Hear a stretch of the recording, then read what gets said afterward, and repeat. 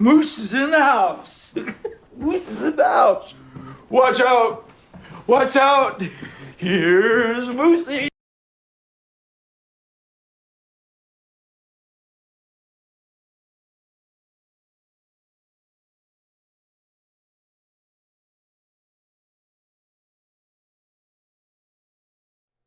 Hey all, how are you doing? Hope you're doing fantastic. I'm doing okay. Thanks for asking. We're starting quite late tonight. Not the end of the world, but I do think what's going to end up happening, because we have so many monsters fighting tonight, is that we will have to convene tomorrow. We'll see how far we get. It'd be cool if we could do the whole thing in one shot. But if we can't, tomorrow after I'm done sparring, we'll come in, we'll do a shorter stream just to finish things off. Bingo bango, Bob's your uncle, etc., etc. Hope your weekend went well. I would have loved to stream yesterday, but I had a last-minute event I got booked on. And it was a school dance of sorts. And super low-key for me, but they had a presentation that they accidentally turned on a setting in Canva that had everything going at 2 times speed. And so the whole event was a bunch of like 19-year-olds mad at me because their video looked fucked up. And I was trying to explain to them, like, look, you got to like change the setting and this and that. And they're like, no, it works on my computer. And so like it got to the point where I literally like unplugged it from my projector screens and was like, look, see how it looks on your computer. See if it's my fault. And then they're like, well, it must have been connecting to your projector screens that fucked it up. And I was like, all right, well, you're children, you're actual children, so I can't be too mad at you, but, you know, your parents have done an awful job. That's all I'm going to say. Entitled, it's okay. It's all right. Not everyone's a winner. Let's play some Monster Rancher. Not everyone can be a winner tonight either. We got a big old tournament happening, and you know what a tournament means? It means that some monsters are going to win and some monsters are going to lose. Half the monsters are going to lose. A good chunk of them are going to lose every match. Simply nothing you can do. Not everyone can handle being objectively wrong. I was also like very like patient with them, because the thing about working in the space I do is that I get paid well to do what I do because nobody wants to learn how to do the thing I do, which is fine. It's like it's not a priority to you. No probalo. That's why I am employed. So I don't go in expecting people to like be experts. I fully respect and understand when somebody doesn't know what the hell they're talking about when it comes to technology. It's fine. It's not a big deal at all. Especially if they're kids, because like plenty of time to learn how stuff works. But just very like frustrated, and it's like, I get it. I understand. You spent a lot of time on this and it looks like shit, and like you kind of blew the queue on it. But you know, you got to go into your settings and fix it. And I didn't want to touch the settings at all myself, because I'm like, you're just gonna blame me for fucking it up if I touch anything. If I touch it and I can't make it better, that will be my fault too somehow. I'm more of a hardware guy, or systems for said hardware. I do audiovisual specifically, so I don't know a lot about like networking. That's like my weakest thing. I don't know how to code, but like I can ring out like a sound system. I understand how to like program lights. I know everything there is to know about video, as far as like, you know, the 900 different programs you can run video on, and you know, the codecs and the bit rates. Just like start naming stuff off to like sound like I know what I'm talking about, but by doing that it makes it sound like I know less about what I'm talking about. Prediction is live. How do you guys feel about the first match?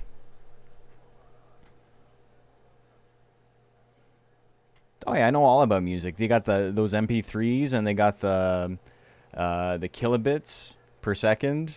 Classic. Hacking the web server. Dude, I got 2 keyboards so I can hack twice as fast. Hey Freya, how are you doing? OG Red Leader, thank you for the sub. 6 months in advance. That's pretty hype. Thank you, man. Appreciate it. Rising hard mode stuff on Legend Cup. Good to know Baku's roar chain is less butt in HM. It's been buffed. How much is 20 kilobits in Canada? The metric conversion is like set. So the metric conversion is 1.6.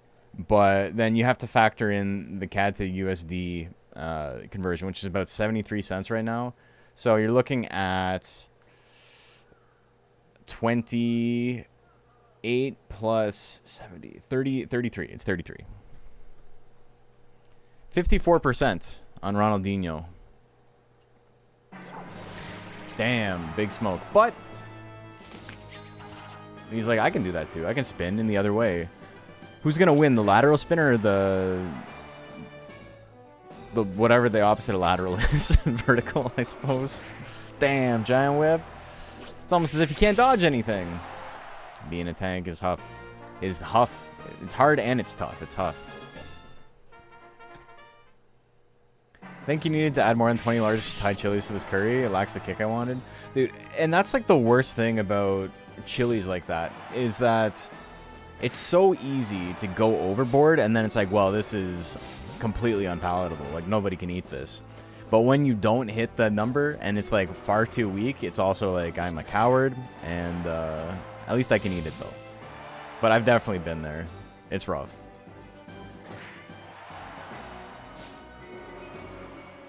Lexicon of AV experience and cool dog is a complete package. I know how to boost the 43D3. I can show a nude pain. Okay, 1-1, right? I do believe Snail won this one. He landed an attack at the very end. I don't know if... Normally, if a tank is still standing at the end, they won. Can't even spell that. 43D3. I can't show you a hat wobble, though.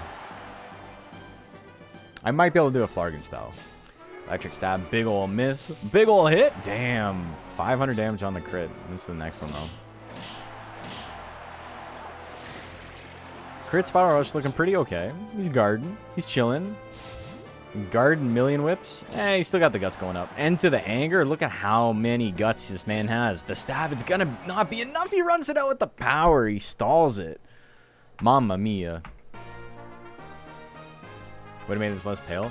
When you're doing it, do you... Oops. I know that's 2-1. I clicked the wrong thing. Me and myself and I are gonna win that. When you do it, do you just put them in as is, like whole chilies? Like whole, like... I don't know if you're using... Well, you said Thai chilies. Are you just putting them in as is, or are you, like, cutting a slit in it? Pound it all by hand? Oh, so, like, crushed. Yeah, okay. Because I was gonna say, a lot of Thai chili uses are just like you throw the whole chili in as is, and you just hope that the right amount of oil dissipates into it. Chop, I'm gonna make it a bit easier to pound into a paste. Oh, so you actually make a paste. That's cool. Yeah, that's definitely, like... It's rough to, like, measure spice in that sense, because... What are you gonna do? You gonna taste it? It's like, yeah, it tastes like chili, like... Yeah, the chilies themselves are hot enough. If I'm cooking them with them outside of curry, I cut them up and give more access to actual hot parts of the chilies. It makes sense. Certainly different ways to do it. For different dishes. Prediction is live. Man, I said something in the Gourmands channel the other day, and I feel bad about it because I don't realize, like, I don't feel like they realized I was, like, joking. And how it's, like, the thing about a lot of food, and Freya can probably attest to this, as someone who, like, makes very, like, photogenic meals and, like, posts them, and they always look bomb. Is that every now and then you make something that tastes great, and it kind of looks like shit. Like, it's like... I maybe I don't need to take a picture of this. And the Discord channel, or the normal Monster Rancher, Simo's Indian food, it looks sloppy, but it's fucking good, man. 86% on Shrike. People like the champ. But yeah, in the regular Monster Rancher Discord, there's a channel called Gourmands, and for the longest time, is people posting stuff that was like, this shit, like, rocks. It tastes so good, but it just looked awful. Like, the nastiest, like, chili cheese dog you've ever seen in your life, and this and that. and someone posted something in there a couple of days ago, and it was like a butter chicken mac and cheese, which sounds insane. Like, I love that. That's such a good idea. But because of the color of the sauce, it literally looked like someone had just taken raw chicken and put it in a bowl. It was like that pinky, grayish color. And I was like, hell yeah, back to the basics. I bet this shit rocks, and it looks like someone already ate it. And I feel like they didn't realize, like, you know, what we were talking about. Anyway, totally legal, gonna take that. I'm pretty sure, is that a 2-0? We're over 2 already. We're just bantering, we're chilling.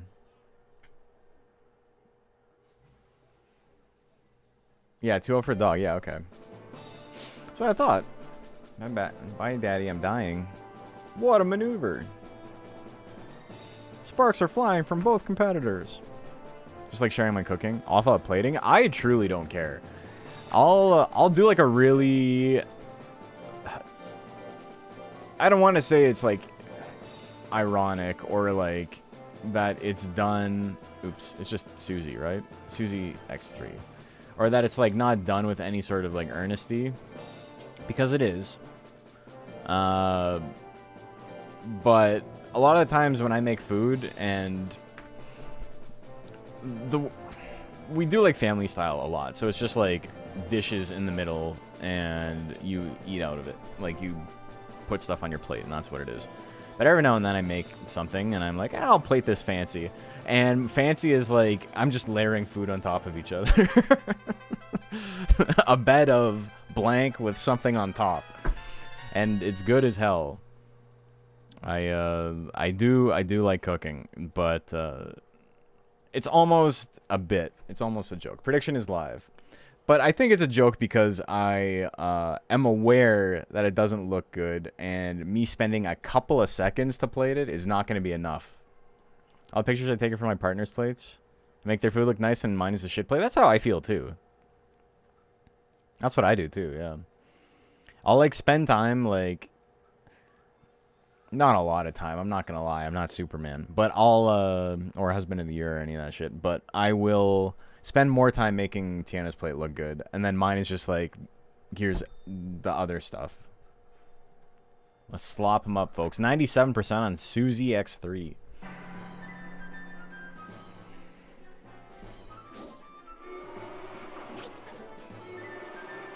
Kandori's goated. Vindaloo, though, I can never have again. When I was in rehab, we were pushed to try new things, so I did the one-chip challenge.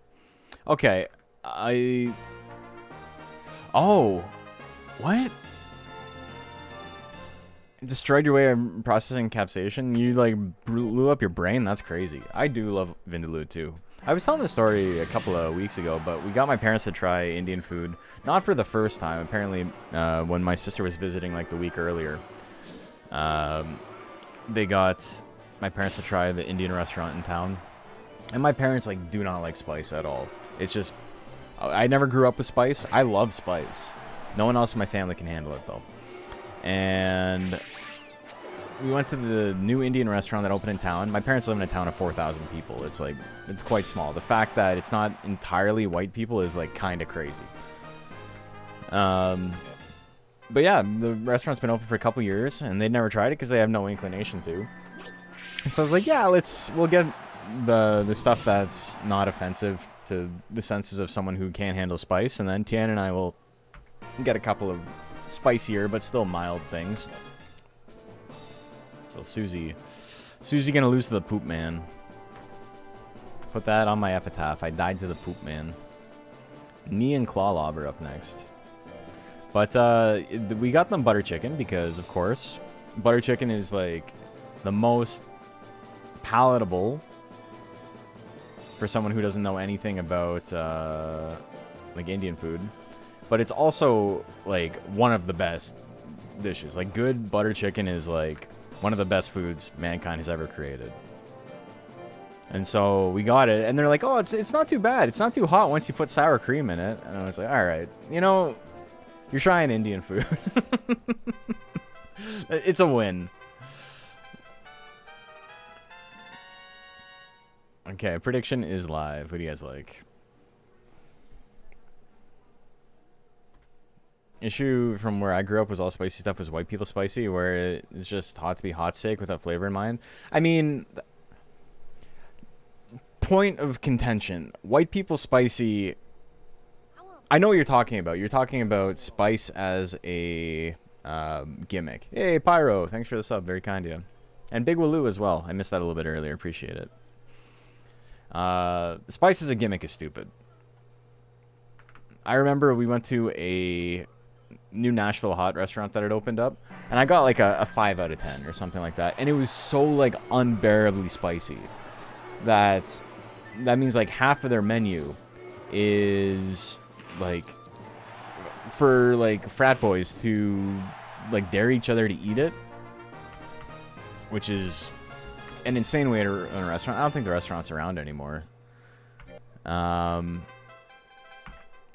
But my interpretation of white people spicy is white people ordering spicy food that the restaurant, whatever ethnicity it is fully aware they can't actually handle the level of spice they ordered. But instead of like embarrassing them, they just go, yeah, no problem. And then they give them like 2 spice levels down. Claw Lob, we're going to take that one. We're going to game 3. Hey. I had Mockle. Appreciate it. And JSND, damn. Appreciate it, guys. Going to game 3. Saw a video of professional chef cook butter chicken without butter.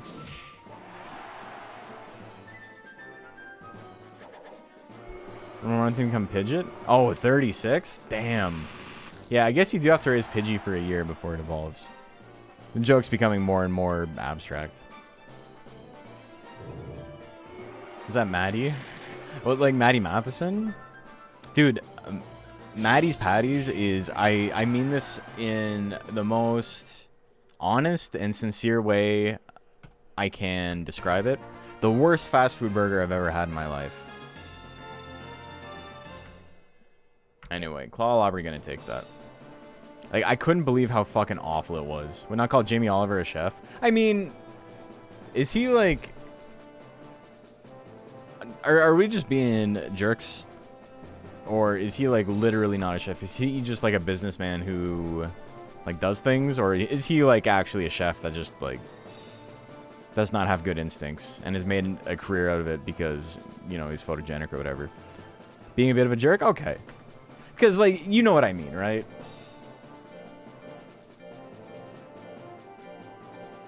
We can just be like this, like Nickelback aren't real musicians. Manly Man, it's Manly Oak. Like, I get it. Like, they objectively are, but, you know, you can make the argument. I feel you, I feel you. I was, but the only reason I even said anything is because I was, like, curious if there was, like, a situation where it's, like, he's quite literally, like, not a chef, and, like, because that shit happens all the time. There's charlatans in every industry. Maddie Matheson has never made any content I've enjoyed for cooking. I'm gonna be honest. I can't believe how bad the burgers at his restaurant are. Like, literally, it's just like a smash burger with American cheese, and it has no flavor. It's like embarrassing. Prediction is live. Also, like, Toronto has a couple of like kind of, I don't want to say bespoke because that's fucking pretentious as hell, but we've got a couple of like one-off mom and pop burger places that are like actually like fucking incredible. So like if you can't beat them and you're like the big name, I don't know, what are you even doing, man? What are you even doing? I'm sure you're a nice guy. Surely you must know what you're doing. 77% on Manly Oak. Here we go. Guy Fieri is not a chef and his stuff isn't bad. Isn't about the education and what you do. But Karen, Jamie Oliver never seems to show care in his content and meals. Damn, we got haters in the chat. I love it. I love this energy. It's waking me up a little bit. Hard to screw up Italian food? I mean, if you've ever watched a cooking show, they like to pretend it's the most difficult shit in the world to like get right. As if it's like you salt the water And then you take the noodles out before they're squishy. Like, it's not fucking rocket science. But they're like, oh, you gotta perfect it. It's like, you can't tell the difference. What are you lying about? What's going on with the screen? What the hell? Oh my god. Manly Oak. Chillin'.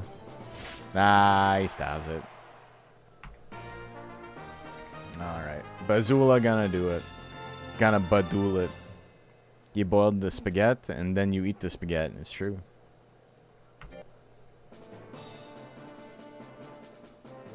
Made a soba noodle ramen? That's crazy. What?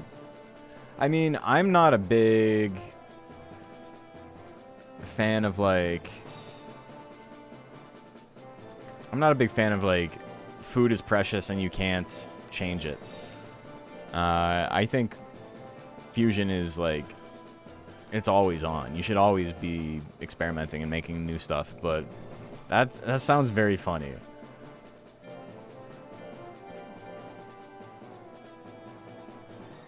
He used turn solid after he got power, which is why the screen was lit up for a bit? Yeah. It's flashing in my face.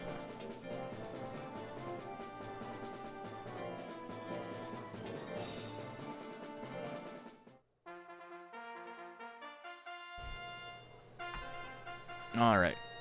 We got Cora and Veteran up next. Too manly for the camera to handle. He was flexing, but it wasn't enough. Prediction is live. Fusion can be good, but when there's certain things you kind of can't call if you're going to do fusion. Like he was saying he was making traditional. Oh, yeah, you can't say it's traditional. You like, objectively can't. It's like making a sundae and saying, like, it's like, this is a steak. Like, it's just like, you've said the wrong word. Like, there's nothing wrong with ice cream. I love ice cream. But, like, words have meaning. Everybody bet on the vet. And so, the one person who bet on Corey gonna get a big payout if they win it. Big flame miss. Doesn't have a very good chance to hit. That's the spooky part. Gust breath at 62 is kind of rough. You get something to drink. You made yourself too angry. Gotta cool down a bit. Fuck Jamie Oliver. I said it. With my aunt and uncle for 8 months while trying to get my own place, and they were Food Network addicts, so at 5 a.m. the TV's on Hell's Kitchen, so I learned they'll fuck up risotto every episode. They do. They absolutely do. I love, like, cooking competition stuff to, like, throw on in the background. Tiana and I haven't watched it in a couple of years. Ever since we got Disney Plus and we just, like, let The Simpsons run in the background. It's playing right now. I can hear it. But, yeah, we would watch, like, guys' grocery games and all that shit. It's not intellectually stimulating, but...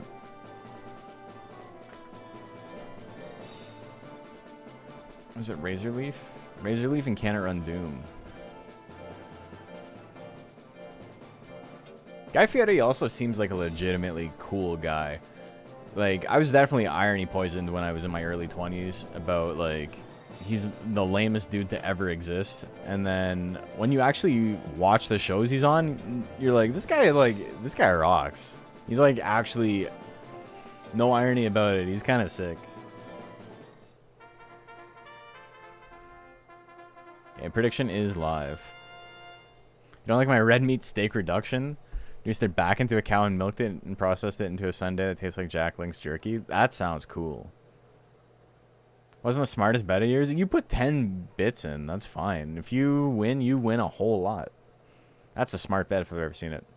Go to dinner with that man in a heartbeat. Don't make me order donkey sauce, though. That's embarrassing. I'll never order donkey sauce. I'll die without knowing what it tastes like. The cringe is too strong. 69% on Razor Leaf. Here we go.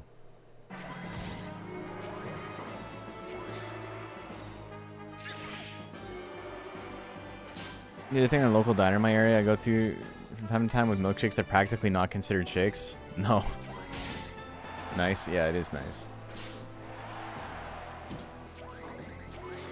Also, he does like a ton of charity work and stuff. I don't know what the man's like on a personal level, but I don't know.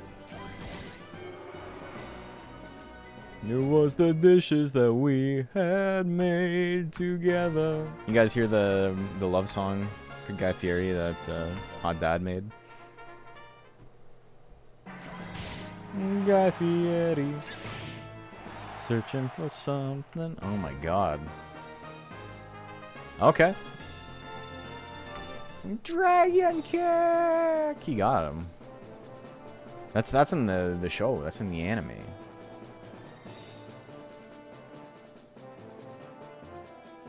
Next, we got Beef Tank and Snow Day. Stupid crab faces brother.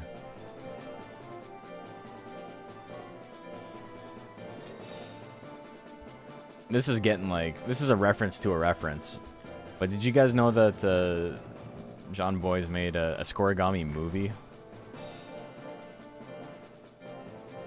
Or maybe it was just like an additional mini-series he made, but it's like, it's being played in theaters and stuff.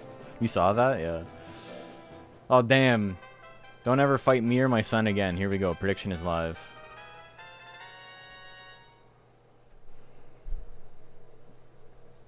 I think $12 they're so famous to keep the temperature higher in the place to make them melt faster.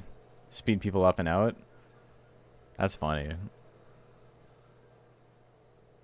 I'm gonna go in New York, but I had to come to Indiana. Damn.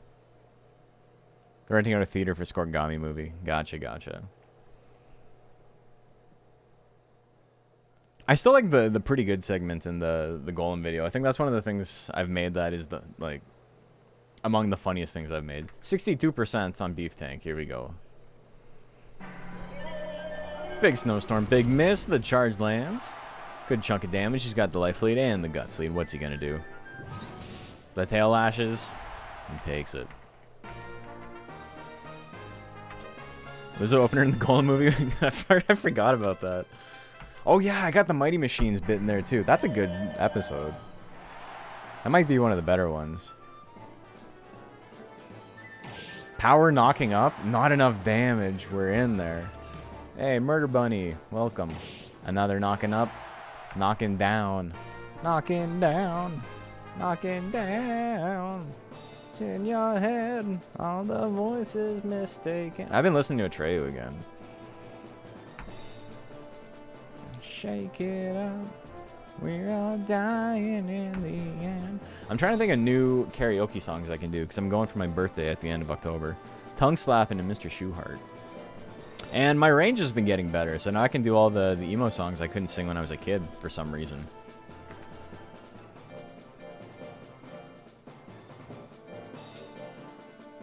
As Lead Sails Paper Anchor, it is.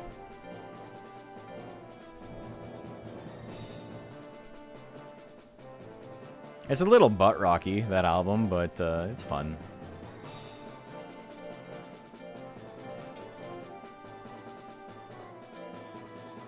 Speaking of rundowns, I saw Muse in text that cursed file size. Yeah, if you guys don't know, next rundown, it's coming out Thursday, is on Mew. And the file size for the voiceover was 666, it was 66669 kilobytes. Prediction is live. So it's Evil 69. It's crazy. Found me on YouTube and looked me up when I was here live. That's me. You can also watch on YouTube if you would prefer. I don't think I got a single message from YouTube today so far. YouTube bros, I love you, even if you're just chilling. I got one. I got a single message all night. We're just chilling. It's okay. If you're on YouTube and you want to say something mean about Twitch, you can do it right now because it won't show up on chat and they can't see what you're saying. So if you want to be an asshole, you can do it. 40 pizzas. Papa John's. Okay, 88% on tongue slapping. On YouTube, you can't do this. That's true. You can't. You know, they each got their advantages. Like the easy rewind over there, dude. I don't know why Twitch doesn't do it. Surely it can't be hard to implement.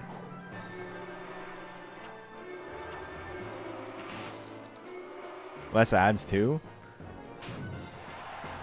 That might be because I forgot to put ads on. Thank you for reminding me. 1 second.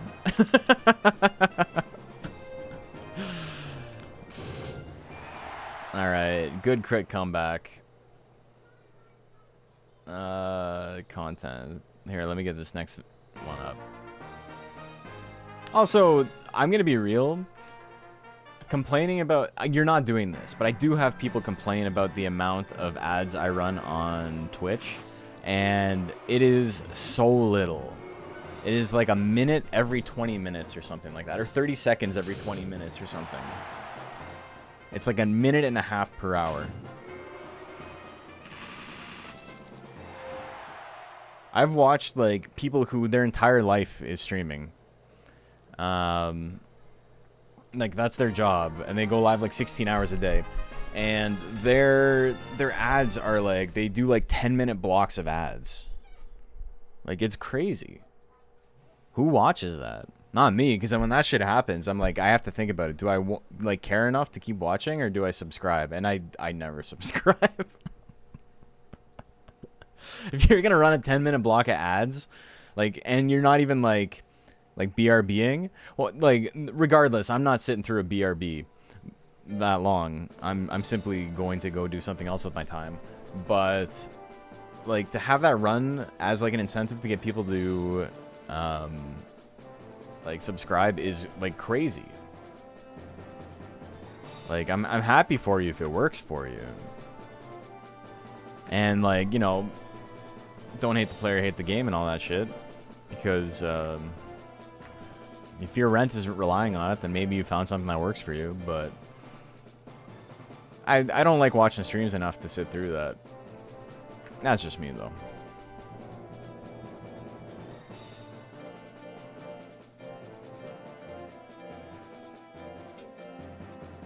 Only watch Maximilian on there and me. You see the thing Max got in trouble with? It's not a big deal. I don't think he needs to be like lambasted for it. But he read this like entire article on stream about, it was like an interview with Capcom. Prediction is live. And then when they edited the VOD down to be like a 20-minute video or whatever for YouTube, they didn't mention the article at all. They didn't mention the publication. They didn't mention the author or anything like that. And apparently he did like in the actual live stream, and it got cut somehow. It got missed. Like all the accreditation was missed.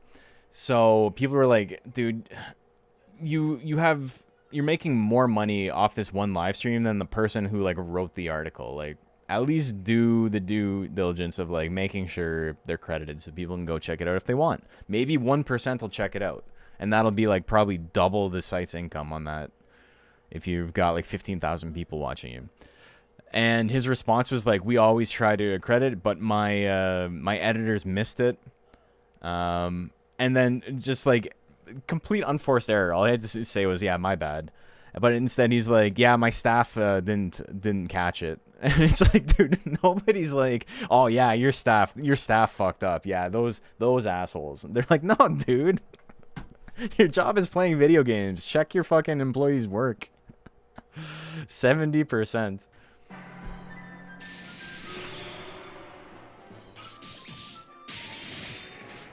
Doesn't YouTube allow you to edit videos once they're already posted? It allows you to take stuff out. You can't like add stuff to it. But like, it's not a big deal. I don't think anybody's like, this is worthy of a hate campaign or anything. I've seen a lot of people been like, I can't believe he's like getting a hate campaign for this, but I haven't seen anybody like legitimately pissed off. They're just kind of like, dude, like, what the fuck? Like, you're gonna throw your editors under the bus? They're probably getting paid like $20 an hour or whatever. Come on. Just be like, yeah, I fucked up. Sorry.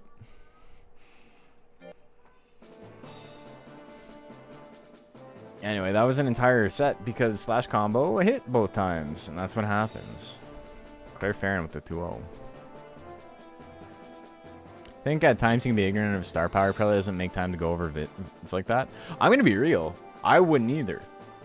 But if Project L edits something and they do like an incredibly shitty job, and they leave out something that like hurts someone because it was omitted, I'm not going to be like, this fucker, like, what the... I'm gonna slap him next time I see him. Don't you worry. It's gonna be like, no, I'm sorry this happened. It won't happen again. And that's it. You don't, like, put other people into the line of fire. And again, I don't think it was that big of a deal. I don't think him saying that is, like, done with, like, an incredible amount of malice or, like, I hate my workers or anything like that. I think it's just he wasn't thinking about it and he said something. And also, this is crazy. But either way, just funny. It's like, come on, man. You didn't have to say it like that. I think he's an okay guy. I've never met him. Prediction is live. Not really for me because I can't handle that amount of energy. It feels like I'm having a panic attack watching him. But that's not like a fault of his. That's just his style. It's like...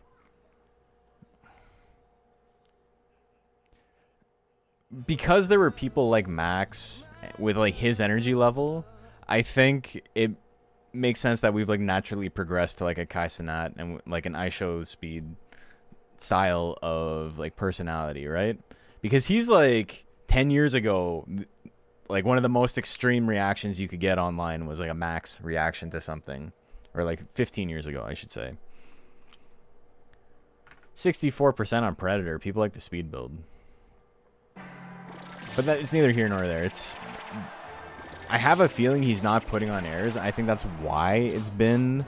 like he's been so successful, is because he has a very, like, earnest quality to him. But that level of energy is really, really hard for me to deal with. Spike Top doing a lot of work, man. Yeah, my brother was there. I can turn it up a little bit. It's... I'll test it. Let's Beyblade. Spinning it out at the speed of sound. It's gonna be a lot louder.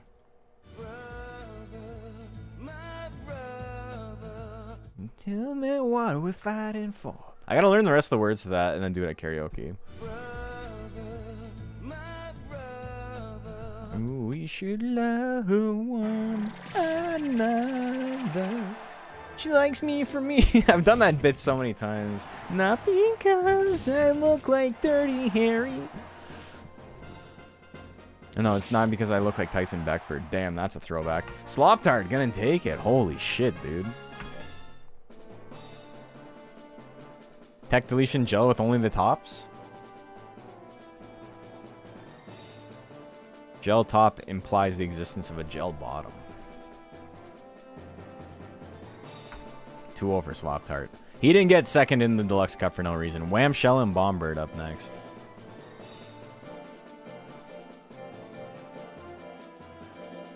You guys ever listen to Blessed Union of Souls? Like, I'm just saying shit. I'm just singing songs. If you've never watched my stream before, there's a couple of people here who are new. They're like, oh, let's check out this loser. About 30% of this is me just singing songs that like maybe one person will get.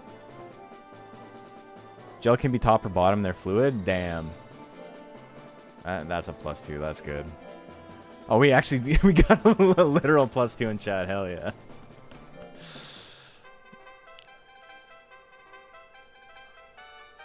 That's good. Prediction is live. You're new? I'm new in town. That's a good bit. You guys remember bits? Bits are fun. Made money for nothing references for a solid few weeks. That's still... I've told this story on stream like so many times at this point, but it's so funny to me. Talking about...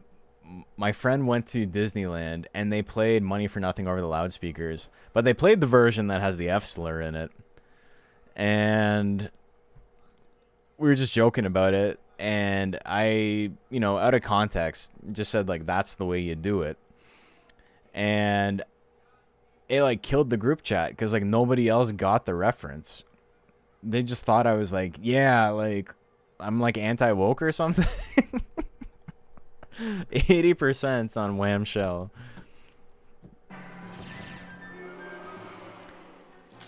John Delaney certainly has some good material. I don't know him, but John Mulaney is pretty good. Wham Shell gonna beat his ass like immediately. Look at that. Shame he dumped his wife to get a younger woman. I don't know. I don't care about any of that. Like, I don't know these people. The 2 missiles?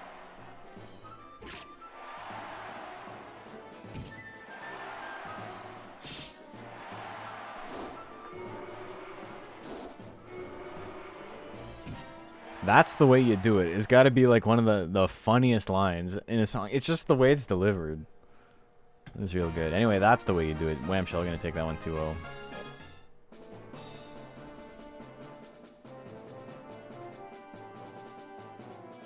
Alright, my boys up next. We got 3 times Pimpy and Astroman DX. Are we Pimpies or are we Astromen? Here we go.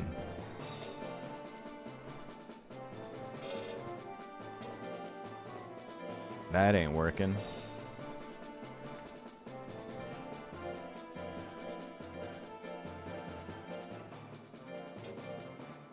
Hey, good luck, Pyro. Here we go.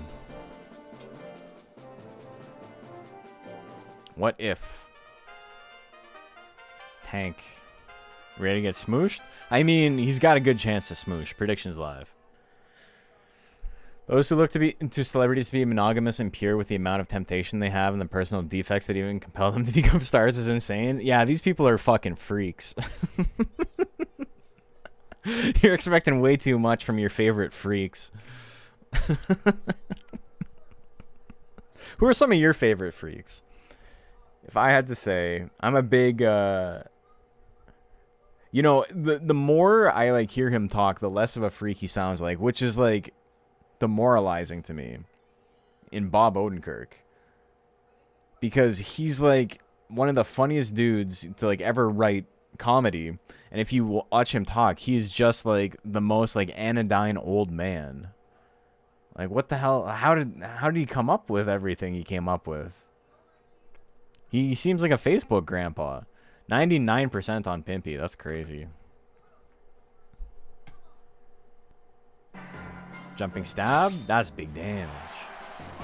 That's going to be big damage, too. Oh, he grits it, though. All right. Okay. Target locked onto. That's Larry David, too. I don't know what their deal is, man. Maybe they, like, made a deal with the devil and, like, the juices run out. Love this not happening where all the comedians and writers just come out and tell stories. I don't know if I've seen that. Alright, well, GG's Pyro. That went exactly as expected. If your guy can't walk forward, he's gonna have a hard time.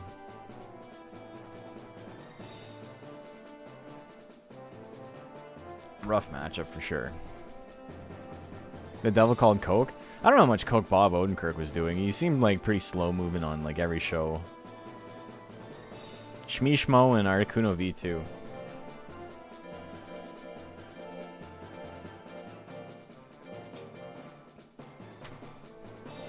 Also, I don't know if like cocaine makes you funnier. Like that doesn't strike me as a funny drug.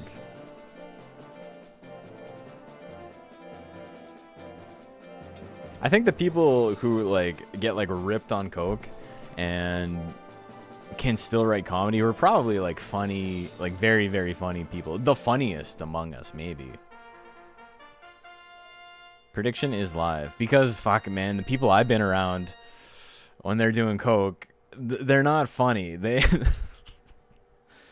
It's a scary drug to see other people on when you're not on it. Randy Savage? Okay. You know, there's an exception to every rule. Exception that proves the rule, even.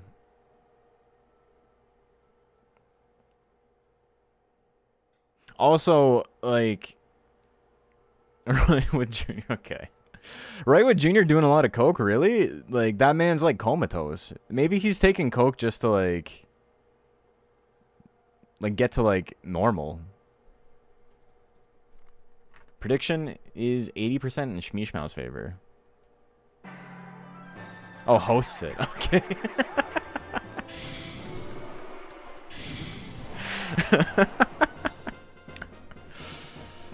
Oh my god.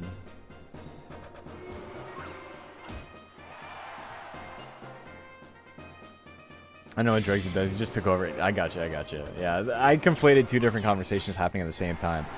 Roy Woods Jr. is like 100% like weed, right? Like, if I had to guess based on how he, like, moves and talks, there's no way.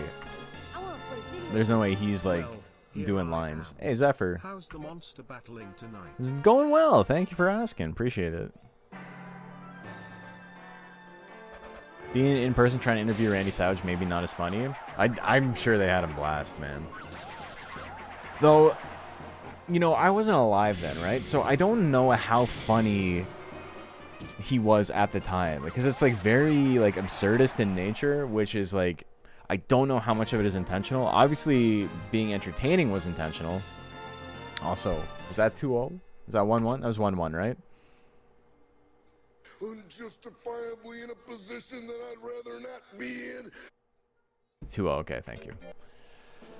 Wasn't alive either. Yeah, I mean, it was like 1,000 years ago. But my point is that it is very, very funny. Like, cream of the crop, or cream rises to the top, rather, is,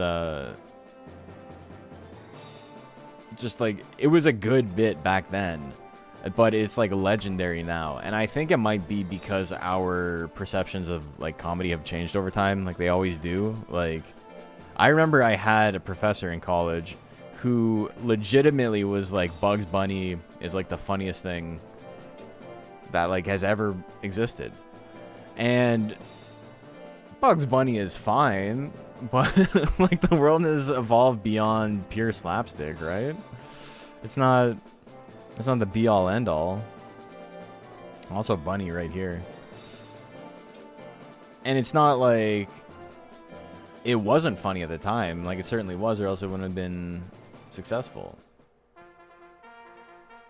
Kids growing up today don't think like classic Simpsons is funny. Prediction is live. So it's like, if you are growing up now in a climate where some of what I would call the funniest things that have ever been written, i.e. season 2 to 9-ish of The Simpsons, is not funny, then it's not that you're wrong, it's that like the climate has changed pretty significantly. So I would be curious to like see how funny people thought the cream bit was when it like first came out, because obviously it was done for laughs, but like the comedic timing is like 100% perfect. I don't know. Put a classic Simpsons episode into a toilet, they might be interested. We can't be making fun of Skibbity Toilet like we didn't have YTMND and shit. Dude, I think the thing I saw most recently where I was like, this is the funniest fucking thing in the world as a 14-year-old or even 13-year-old. And now I'm just like, what the hell are you talking? Like, why would anybody have watched this? Is the evil strawberry from Albino Black Sheep. It's like a 15-second animation of a baby crying and a strawberry making fun of it, and then the baby very slowly, with like the worst comedic timing like imaginable, crushes the strawberry, and that's it. The baby gets its revenge on the evil strawberry, and that's it. And it sucks as bad as, like, I'm not downplaying anything. It's bad, but when that shit played when I was in grade 9. I'm sending this to my friends, man. Tourette's guy comes to mind for me. Tourette's guy has a couple of good moments. With the hot dogs. What's it like? That just means she likes what I like. Oh, eats the big ass hot dog. That's good. That's pretty funny.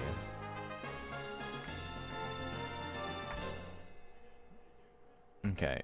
So, game 3, I believe. One thing with Bugs Bunny was a reference that doesn't make sense anymore. It's a parody of a movie character that talked like that and smoked a cigar, so they gave him a carrot. No, I get it. But I've just been thinking about this a lot lately, is like how much art changes when it leaves the zeitgeist it was made in. Which seems like a really pretentious thing for me to just be like twiddling my thumbs thinking about, but we've been talking about it in the context of games a lot lately. And it's really fascinating to me because I'm kind of not big on discussing game design as a whole because I truly don't care. Like, I care insofar as I would like to get better at game design, So understanding like what works and what doesn't to a degree is interesting to me. But having conversations with like random people about whether or not something is like a good game design element is like not really my cup of tea. I feel like you should just like go to the gym or something instead. But a thing that's like almost a meta conversation on that, which I do find interesting, is people saying like this one element of the game, whatever game or whatever, or something is bad and needs to be changed for like quality of life purposes, when the thing they're talking about is like maybe a little bit annoying, but is done with obvious intent and makes sense for the time period it was made in. When people talk about like, oh, the game hasn't aged well or whatever, I mean, I think that's kind of, I don't know. I think that statement as a whole is like pretty anti-intellectual, is all I'll say. If someone says something like, oh, this game, I bet it was great for 1980, but it hasn't aged well, it's like, okay, so you shut your brain off as to like why it was probably good, why people bought it. I don't know. Like a thing we've been talking about is like how the gimmick of Monster Rancher and like putting CDs in to get new monsters and things like that can't really exist anymore, right? Like nobody has an attachment to QR codes. People are like, what if it lets you use the games in your Steam library or something like that? And it's like, nobody has like attachment or sentimentality to a list of games, right? You might as well just have the lookup that we currently have. 64% on No Fly Zone. Also, you'd be limiting yourself like pretty drastically. Like, what if you didn't have 4,000 games in your library? You know how many games I have in my Steam library? It's like 30. Could be random words you type in. That's already what it is, more or less. But like it has the same cachet. It has the same weight or lack thereof. It's a mechanic that was like really novel and worked really well and like popped off at a time period where it was like perfect, but it can't really exist in that same sense ever again, and that's fine. It's okay. But I don't know. Or like the idea, we were talking about this the other day. It wasn't really a serious conversation. I was just saying how Monster Rancher came out at a time where like game secrets were like a really big thing, and for the most part all of the secrets in Monster Rancher are like, they're things you will come across by happenstance, almost all of them, with the exception of like stuff like Beaclon maybe. And Beaclon, despite all of this, was still discovered like a week after the game came out. Like, people knew immediately that Beaclon was in the game and existed. And I had someone comment on one of my videos. He was like, I've never even played this game before, but how someone, on my video about unlocking all the monsters, they were like, I've never played this game before, but how is someone supposed to figure all this stuff out? And it's like, one, I don't know, you might be able to figure it out if you played the fucking game, dude. It's like, I haven't read this book, but how come all the characters have motivations and how come they did this? How come they did that? It's like, I don't know, man. Read the fucking book.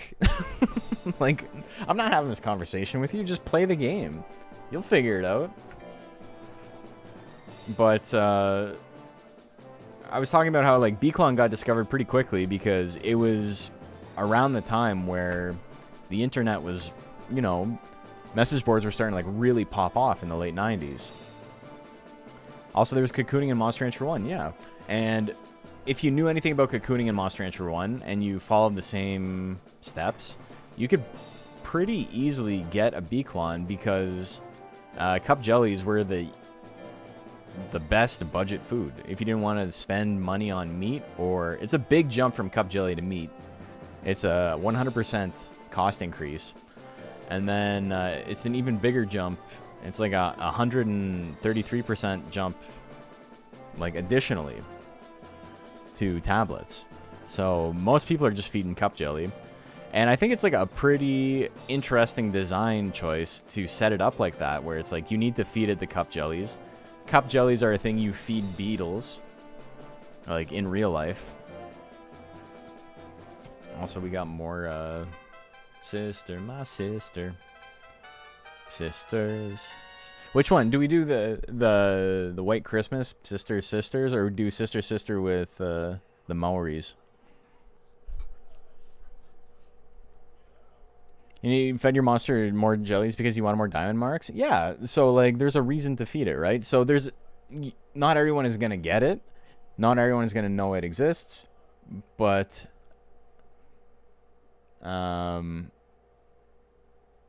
It's like, you can discover it by accident, and then you reverse engineer it.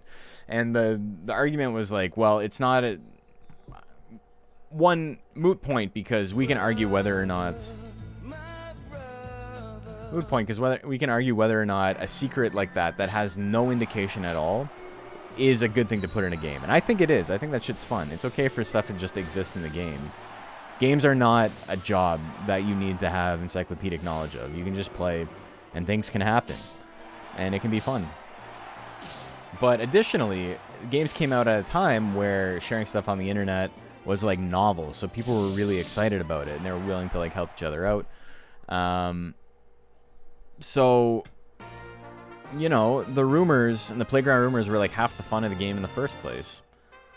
And to have an argument where they're like, well, that doesn't count because it's not in-game is like, that's fucking, it's stupid. Like, it's not a... I don't care if you disagree, but I think it's a little bit stupid to just be like, you have to divorce the game from the time period it was made in to determine if all of its design choices were good or not. I don't know. I don't get it, man. People just don't think about games in the right way. They're worried about mechanics. Ramblings of madmen. I want to talk about the vibes. Playground rumors and figuring out what was real and what wasn't is the essence of playground rumors. Playground rumors and figuring out what was real and what wasn't was the essence of playground rumors. Was the essence of childhood gaming? Okay. I mean, the first one was right as well. You did definitionally describe what playground rumors were, yeah. Crawdaddy and Primus. I think it can be easily distilled into this. Mortal Kombat 1. Was it a good or bad thing that Reptile was hidden? Should it have had better hints? Or was it good specifically because it was a secret? I think there's a right answer to that. You can disagree. But, I mean, we can also disagree about math. One of us will be right. That's all I'm going to say. That's all I'm going to say. We grew before AI and the internet garbage was constantly searching through fake news and outrage and an algorithm. Young kids hate the uncertain. I don't want to make this a generational thing. Prediction is live. I think some of like the... I hate using the word argument because it gets misconstrued as like anger. Like, I'm angry about this. Other people talking to me are angry about it. But it's just a discussion where we disagree on something, right? There's people who still talk about that stuff in Mortal Kombat. Yeah, people love that shit.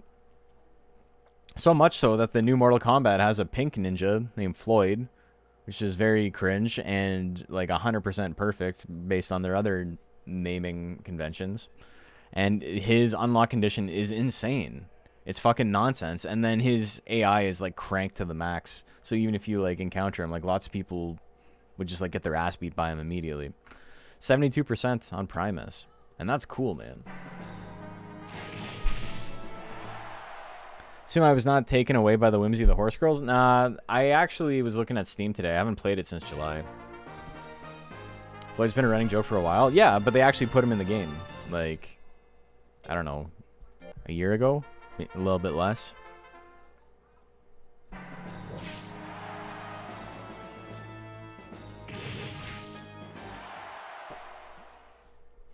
Played it once for 3 hours, still haven't gone back to it. It's Monster Farm Line. Or Monster Farm Line is it. But I was like, yeah, I know what this is about. I'm not interested in the stories. And because I'm not interested in the stories, it's, like, got nothing for me. You really need to, like, want to learn about these horse girls' hopes and dreams if you're going to keep playing it. Because the game mechanically, like, while fun, is not... It's not deep enough to be, like, a thing you go to over and over again. Unless you're, like, addicted to the gambling aspect of it. In which case, you know... Godspeed, I suppose. Wasn't bad, didn't really connect. That's exactly how I feel. It's fine. I knew exactly what I was getting in. I had my fun with it. And that was it. Prediction is live. Initial reaction at opening day. It was pretty intense. Let me see what are my hours in it? 17 hours total. I played 17 hours of it. And that's it. That's okay. It's a number and go up game. I already have more interesting number go up games. I got He Is Coming. He Is Coming, I just hit 50 hours and that game fucking rocks. And Monster Rancher, this version of Monster Rancher on Steam, I have 1,111.1 hours. That's crazy. Oh, it just updated to 1,111.5.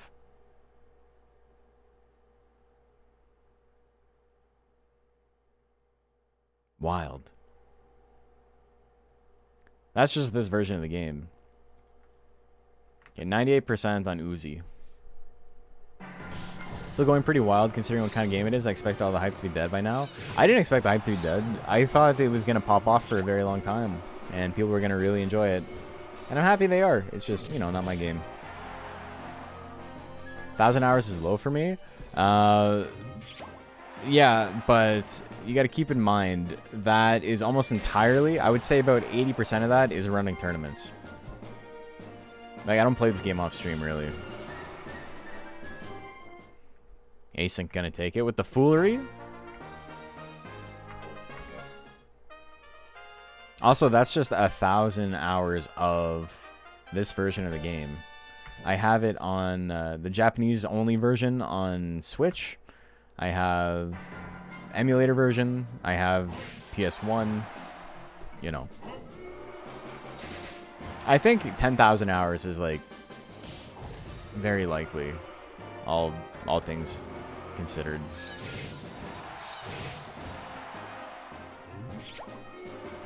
At 300, not sure how much it's just in the background. Yeah, I mean, there's some of that too. All right, birdie wins. Big payout. Not really a big. It was a big enough payout.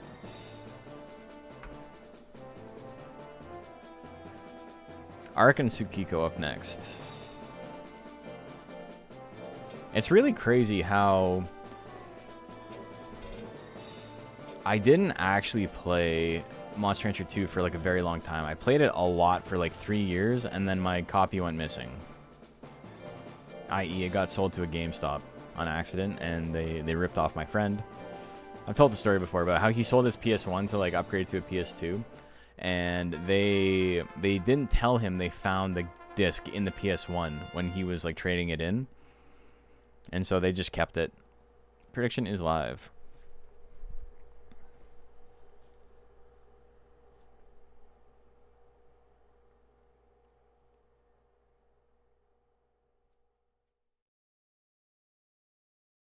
Threw down big money on your guy and you're waiting for a bit.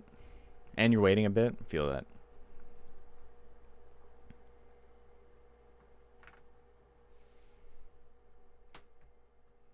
There was this like old lady who worked at the one local to me. There wasn't anything in my town, but like if I drove like 40 minutes to the big city,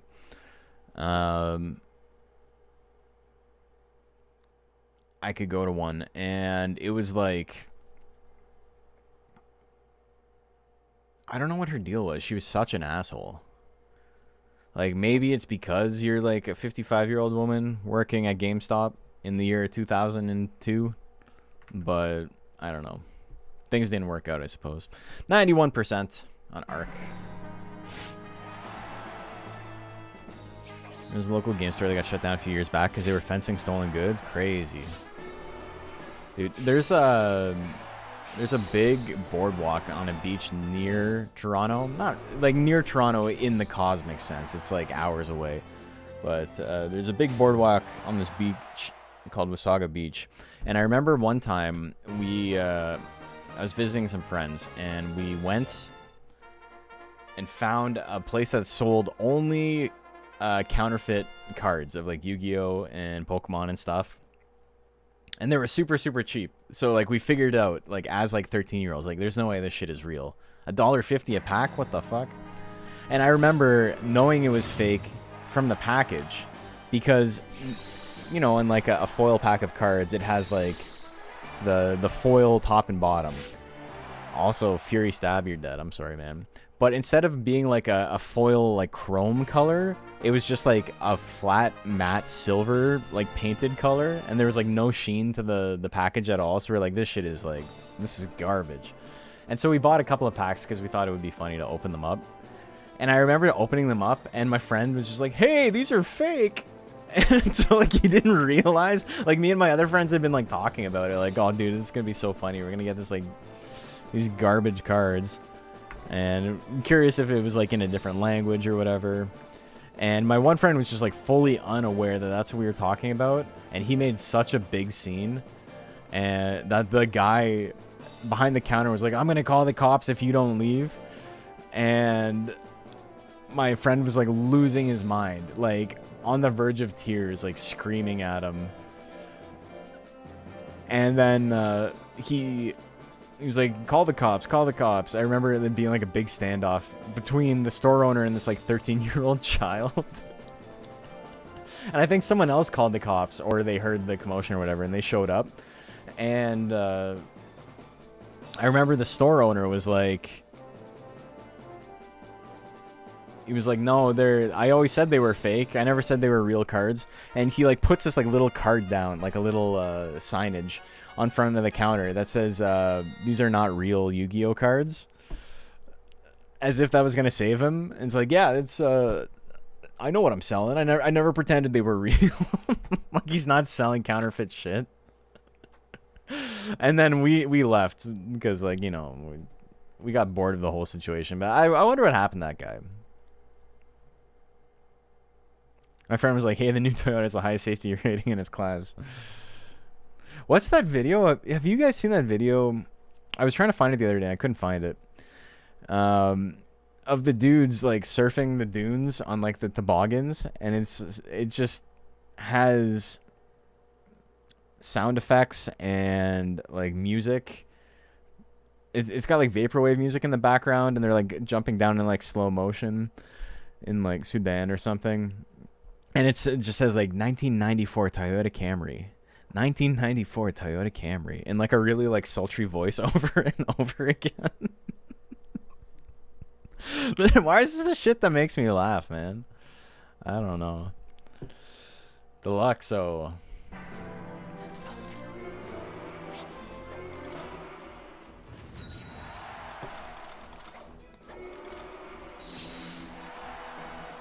She's got real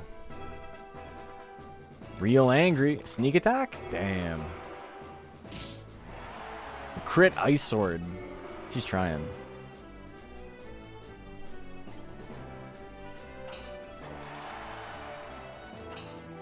The double weapon at the last minute? Deluxo takes it. He wanted it more. Oops. My bad.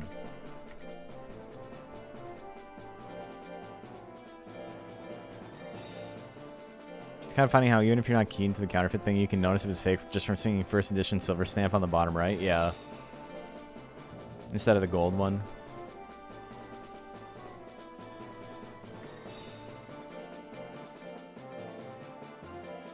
Also, the cards were like, I want to say no shit, like 20% skinnier. Like, they were like very, very thin. I've shown off my fake,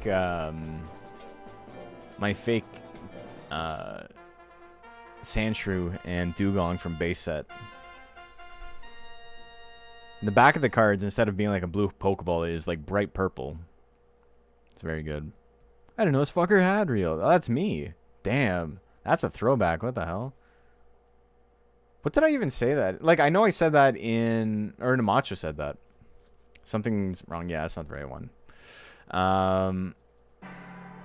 Yeah, Macho said that in the end of the Spiebel in Nails versus Lumpy.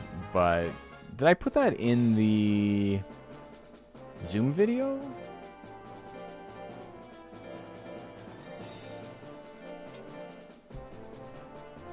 Jill rundown. Okay. I mean, it was 50-50.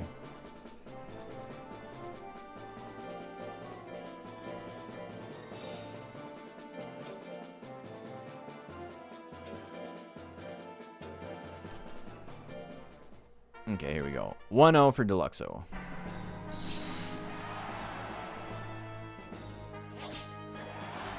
The spin kick. She's angry. She's got the ice arrow loaded. Go, the water gun misses big. Sneak attack. 0 for 2 on sneak attack. They both got off stat basics. They might accidentally swing. The arrow's gonna land. We're going to game 3.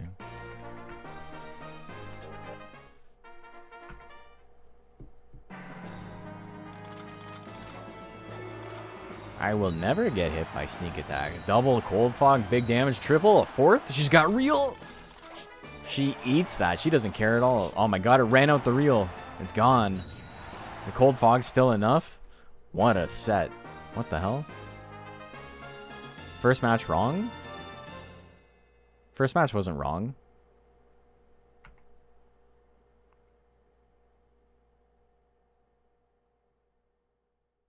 Did you watch the first match? You didn't watch the first match. That's a 2-1 for her. 1-1?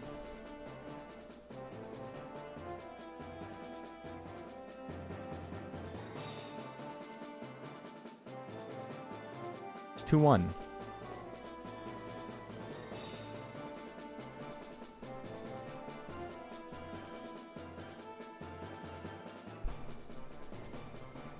First win for Charybdis? It just happened. She just won 2 back-to-back. Raki won, and then I accidentally exited out. I put in the wrong Charybdis, and we backed out, and then she won 2 back-to-back. See, I'm paying attention this time. What are you guys doing?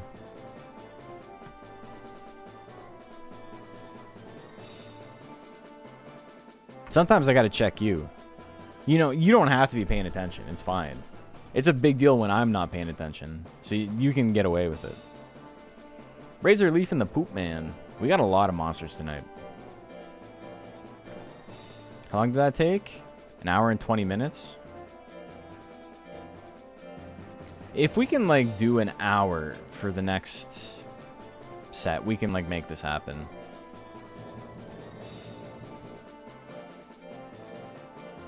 The Poo. Thanks for the menu, RNG Manip. No problem. I appreciate it.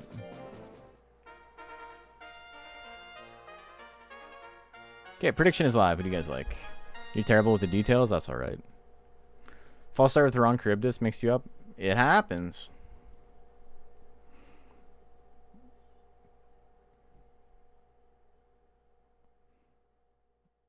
Man, I accidentally... I don't want to say I bit off more than I can chew, because I can definitely chew as much as I bit off, but I went with a visual style for the Mew video that, a lot like the Beaclon video, is way too laborious to ever do again. And so I originally wanted to have it done today. And it's taking way too long to make. So it will be out Thursday. We were talking about this a little bit earlier. But I'm just like lamenting. Like, there's so many other things I want to do with my time. And it's just... I got to get the Rancher Rundown out. But I also have to get the rest of the Nuzlocke done. I got to upload more tournament VODs. I got to, like, set up a schedule. I have to, like, sit down and, like, figure out what I can do. But also there's, if you guys are unaware, we were talking about this on stream a little while ago. I've been trying to think for like a long time of what I can do for Patreon supporters and for YouTube memberships, because I've wanted to do more than just give people a name in the credits for a long time. So what we're gonna do is, instead of like doing, I don't know, rundowns early or whatever, that's too all right. Instead of doing rundowns early or whatever, because I can't really afford to like eat that much income, what we're gonna do instead is I'm gonna post a bunch of old VODs that I think are like really funny, like edited down the same way I do anything else, but aren't Monster Rancher related for the most part. Sometimes they will be. But things that, you know, I otherwise wouldn't make because I'd be worried about spending time on it in terms of like, you know, trying to make money on it. Because like, if you think of like the Mega Knockdown video or like the Pal World video, those are like two of, I think, the funniest videos I've ever made. As far as like streams cut up into a little video is concerned, I think they're really funny. But there's just no real audience for it outside of the people who like already watch my stuff. It's not going to grow my audience.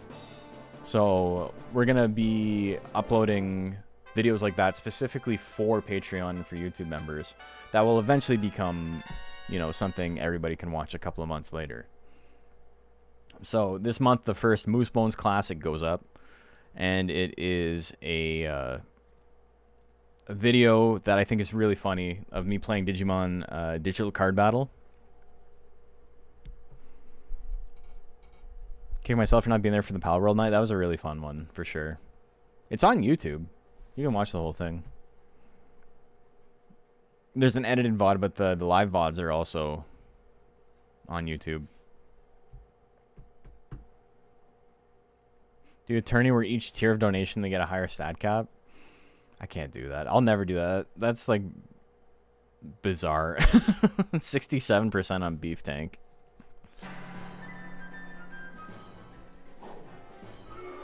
Watch the edited VOD after. Forget who set everything on fire. Me.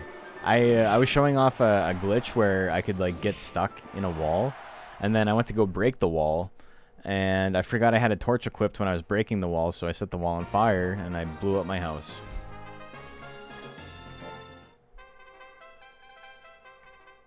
Oh, I forgot about the TCG player who got really pissed at me because he's like, why does it say you're streaming this game?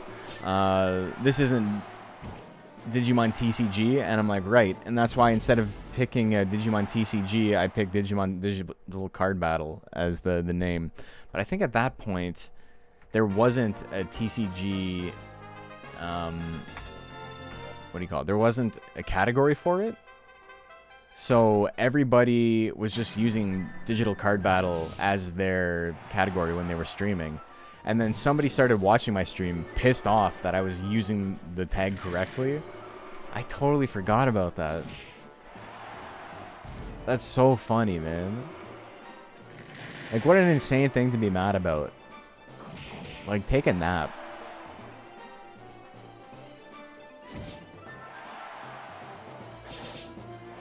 Million claws with power. He does it. Claw Lobber gonna take it.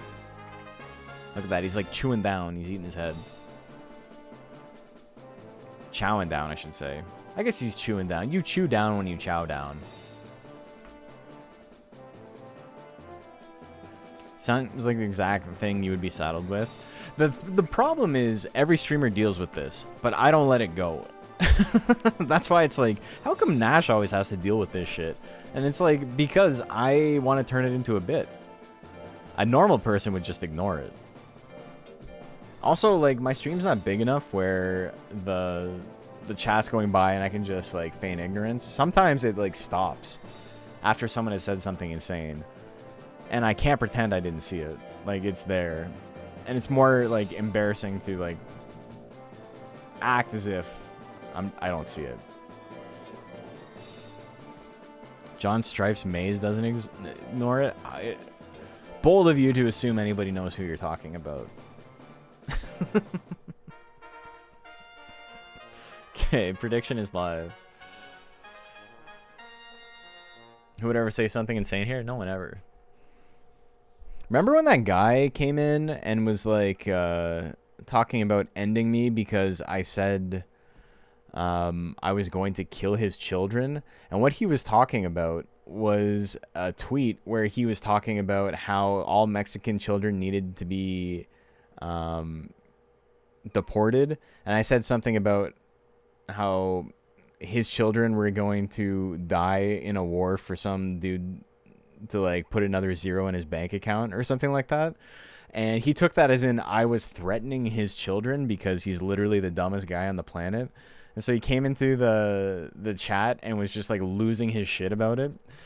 And then when I banned him, he went on Twitter and added Twitch and was like, "You must ban this man for inciting violence against my children."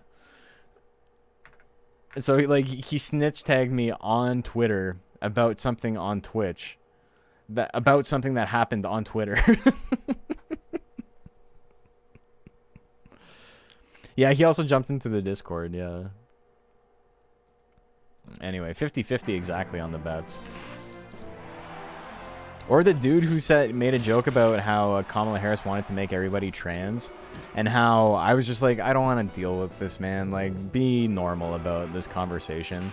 And then he's like, oh, you guys thought I was being serious. Wow, liberals are so stupid. They don't even realize when somebody's joking. And we're like, all right, you can, like, come on, man. Shut the fuck up. Like, nobody cares. Be quiet. And then he just wouldn't stop. So we banned him. And he wrote, literally, I'm not exaggerating, he wrote over 100 messages on Twitter to nobody. Like, nobody's tagged. About me. And about how American society is failing because of weak liberals. Specifically because of what I said. Every tweet was about the interaction I had with him that lasted 15 seconds, where I'm like, don't be fucking weird in my chat, dude. Over 100 messages in a row. And I remember after he wrote 100, I responded to one. I was like, you should have written this in your diary. More people would have read it. And then that just set him off. He was like writing like 6 messages a minute at that point. I don't know why I fucking instigated it. Someone who's like obviously mentally unwell, but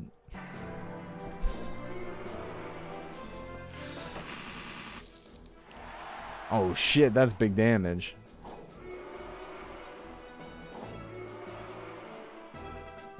Yeah, it's funny because it sounds like I'm exaggerating, but like we were talking about it in the Discord when it was happening, and it was like 9 hours later, it was still going. Power chewing to do 1 damage is crazy. What the hell?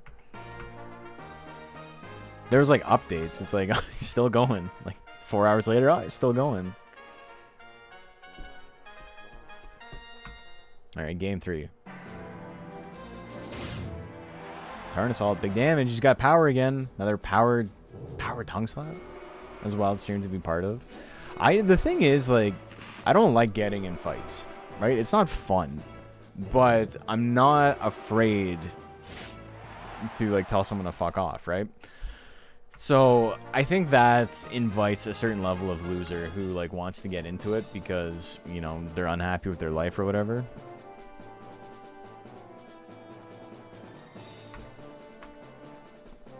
I don't know. I think that's probably what it is. It's just the energy is that, like, because I'm not going to back down, they have to get the last word or whatever. Is it not currently eating poutine? Poutine fries? Fucking 3 beers. While drinking Tim Hortons coffee, so he might be American. Poutine fries.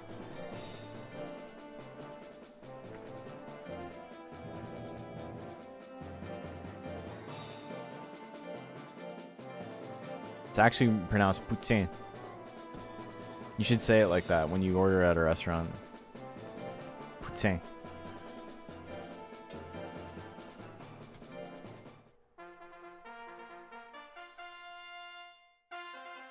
Prediction is live.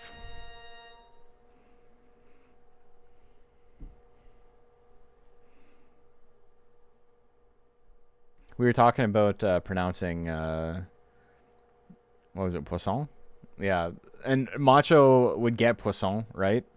And then he would, because one of the monsters was named Le Poisson, And so he would be like, poisson, am I saying that right? And then immediately after it'd be poisson, and then poisson, like just like saying shit. And it's like, no, man, you were right. He's like, right? When I said poisson? Okay. So here's poussin. It's like, what the fuck are you doing, man? Oh my god. Also, bad seam here. I would not accept this if it was a More Monsters mod. The hell are you doing with this seam here? This is awful. Anyway, he's mad about that. I juiced him up. 60%. Oh, the spike top doing huge damage. Look at that. Invented by our former Prime Minister Jean Putin. I've also seen Talking to Americans, Pyro.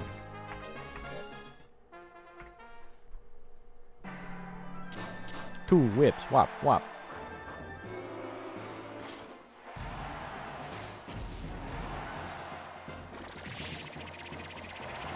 Veteran in a little bit of trouble, but he's got the power. He's got, what's he got? Diving press with power. Oh, he survived. All right, he's still in it.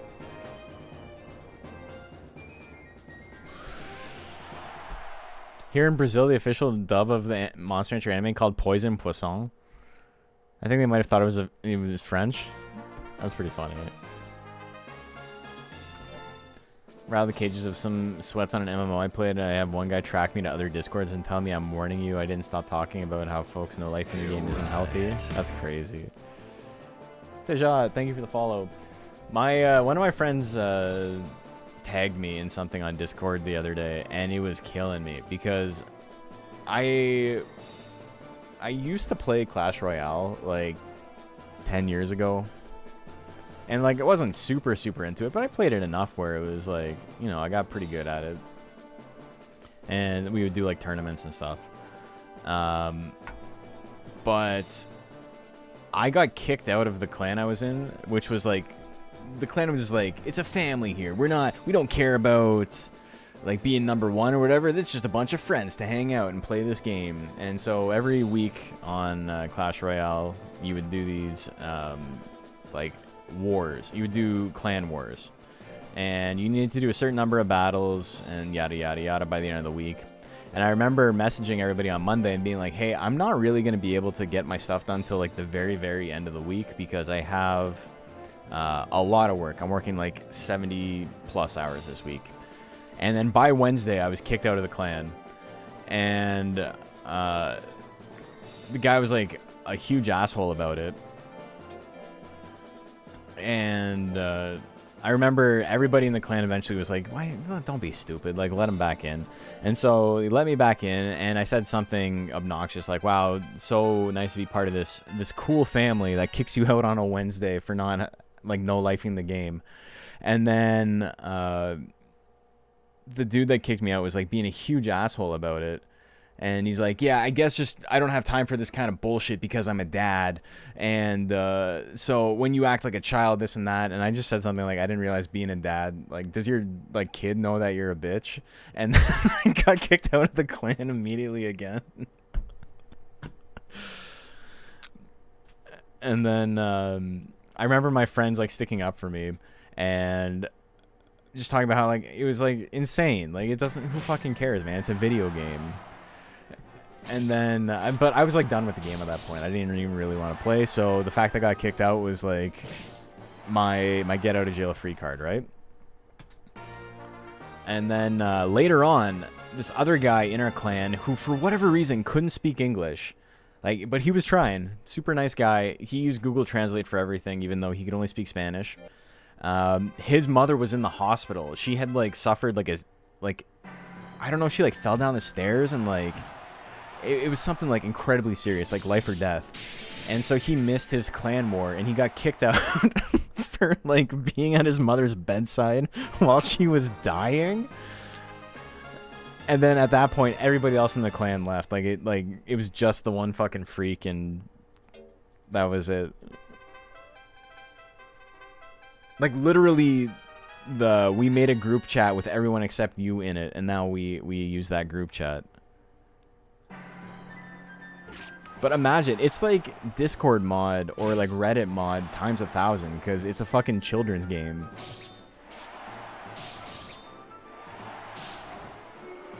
Like, I understand if you like sign up for something, it's like, it's nice to like be able to commit to the thing you say you're going to commit to. But if you can't like understand that there's extenuating circumstances and it's not just like, I don't care, then I don't know. I think your brain is bad. I think you got to go to the brain doctor. You get a brainiectomy or whatever. Family sticks together unless someone is dying. Damn. This is so sad. Chat, is this real?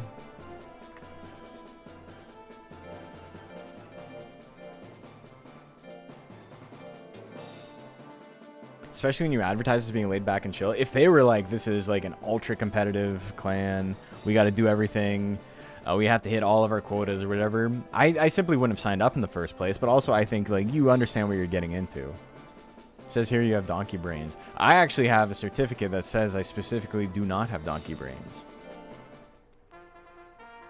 From the Surgeon General of Philadelphia. All right. Prediction is live. Who do you guys like? Reminds me of a pro football player who got treated like shit by everyone else in the league because he missed a game to be there for the birth of his son. I would simply not care. I'm getting paid millions of dollars. I'm going to go see my kid when he's born. You guys can just eat my ass about it. Philadelphia filled it out too. That's true. Philadelphia Collins. All right. 66% on bunny rocks. People like the rabbit. Good charge. Da Kung Fu Fist. Oh, he hits the diving press. My boy Squeesh. All my rabbits squished. Kung Fu Blow, going big mode. A little bit of damage on the bite. The charge miss. What do we got here? Kung Fu Kick, 1-2 punch. Kung Fu Fist. Big miss. The bite miss. They're both at 50 guts. Charge hits. Spin kick. Oh, big miss, close to 50%. The charge misses as well. 10 seconds left. He hits the crit charge. 3 times Pimpy. Gonna take that. Hey, Jake, how you doing? This reminds me of Boston Bruins fan harassing their star goalie because he missed the playoff game due to his daughter being sick. Yeah, I don't know. Sports fans are insane, man, because it's like, I don't know. We've talked about this, so I don't want to like do the bit over again. But I'm like starting to like get into gear to like maybe have a fight. Like I'm starting to train in a way that is conducive with, you know, a fight happening sometime in the near future, maybe within the next 6 months. And I've toyed with the idea of having a second channel that just like posts like progress stuff and like not really care about like if it gets big or whatever, and just simply have it be like a thing that I can like keep as a video diary kind of. Headgear included. Yeah, it's I'm not doing pro, I'm doing amateur. But prediction is live. It's people, especially like any sports at all, love to think they know what the fuck they're talking about, despite the fact that 99.9999 repeater % of people have definitionally not played at the level of the sport they're watching. Yet they still think they're an expert. But it's doubly bad for fighting, because a lot of the time people are, when they're talking shit about baseball, they've played baseball, right? And a lot of people who are like armchair quarterbacks have played football. Almost nobody on the planet has actually been in a fight. Whether, especially not professionally, but like literally not at all. Almost nobody. Like, it's a statistical outlier how many people have been in a fist fight. Like, it approaches 0%. And they still think they know what the fuck they're talking about. Like, how could you possibly know what it's like to be in a fight? How could you possibly know what a boxer should do if you've never even like thrown hands outside? It's crazy. So I don't know if I have the stomach to like put something like that out there. Excluding all fistfights under 18. Getting in a fight when you're in 4th grade does not count. People think they can take a gorilla in a fight, so the bar's pretty low. I don't think anyone thinks they can take a gorilla. I think the argument is, can 100 people take a gorilla? And the answer is obviously yes, 100 people can take a gorilla. Like, it's funny to imply otherwise. 100 is a lot of fucking people. A gorilla's gonna get gassed way too quickly. And then he's just gonna get surrounded and die. Will he fucking explode the first couple? Before the gorilla, it was I could do it. I think the funnier thing is, it's something like 1 in 6 people thinks that they could get a set on one of the Williams sisters in tennis, or something like that. Like, that's an insane thing to just assume you can do. Like, tennis is an unbelievably difficult sport to begin with. What if we train the gorilla? They're simply not built for it. Never has I'm built different been more apropos, but humans have literally the best endurance of all animals on the planet. That's our thing.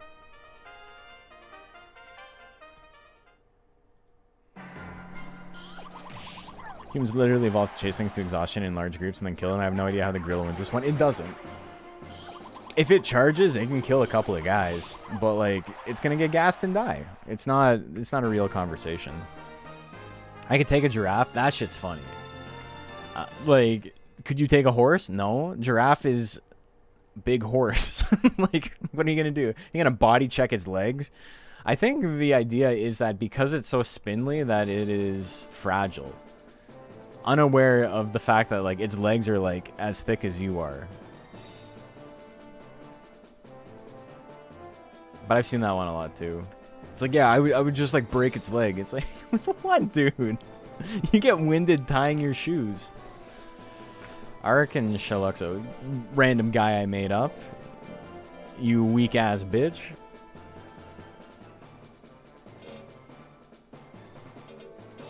Alright, I gotta put in gin. Adult giraffes are literally immune to predation. Yeah, because what, you gonna get stepped on? What are you gonna do? What are you gonna do to it? Imagine getting kicked by a giraffe. Oh my god.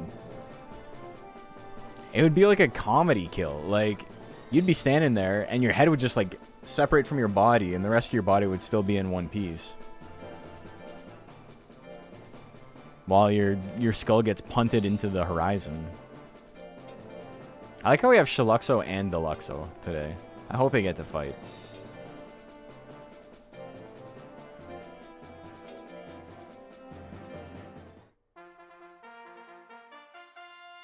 Okay.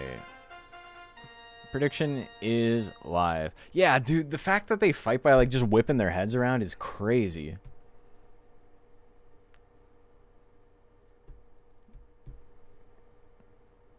I think it's like, it's virtue signaling to pretend that like humans couldn't kill like a lot of animals. The average guy versus the average wild animal, probably not. But like, it's virtue signaling to be like, no, dude, do you know how strong beavers are? It's like, yeah, okay, but I'm not gonna like go into the water with a beaver and like have it like bite my jugular vein. Like, I'm gonna stand up on land and kick it in the head. Like, I can kill a beaver. 53% on Ark. Humans have you no guns? I'm talking about hand to hand, the way God intended. But that's like, that's one of those things where it's like, oh, they get to use everything that they're good at, but we can't. It's like, it's gone so much like in reverse of like, we went from like straight up manifest destiny and like God has chosen us to have dominion over everything to, I don't know, man. Dog's pretty strong. I don't know if I could take a dog. And it's like, who are you trying to fucking... who do you think you're impressing by, like... by virtue signaling that you couldn't kill a dog? Like, morally, I wouldn't. Morally, I wouldn't, but I have the capacity to.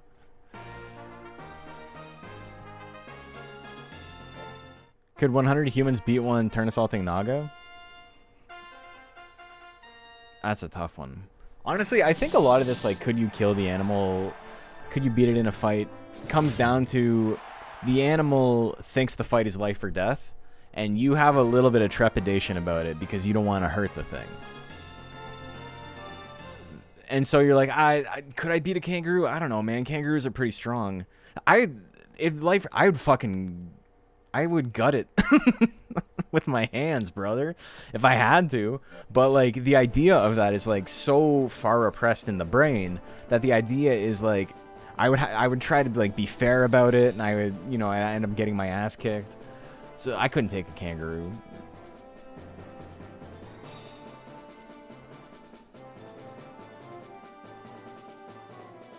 Kangaroos are so fucked up. They'll lure you into the water and then drown you. Yeah, they're assholes. They deserve to be killed.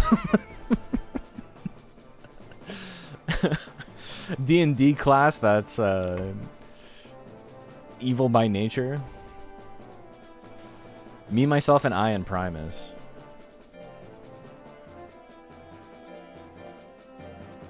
Like, I'm being real. A big bug I'm like weird about killing. Like mice I'm weird about killing because I don't want to deal with the mess. That's like that's the thing that's stopping me. That, and like I don't have any like serial killer urge to like harm small animals.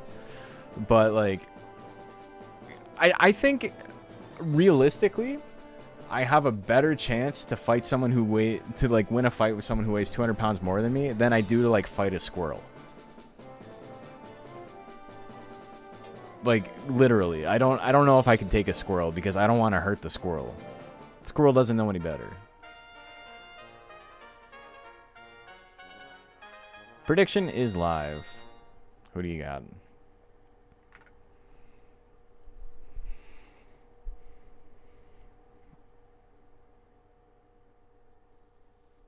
To survive in Australia, you have to be deadly poisonous or an asshole.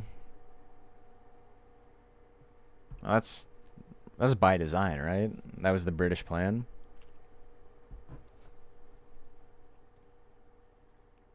%89% on me, myself, and I. Put down a mouse on a sticky trap once with a dull shovel.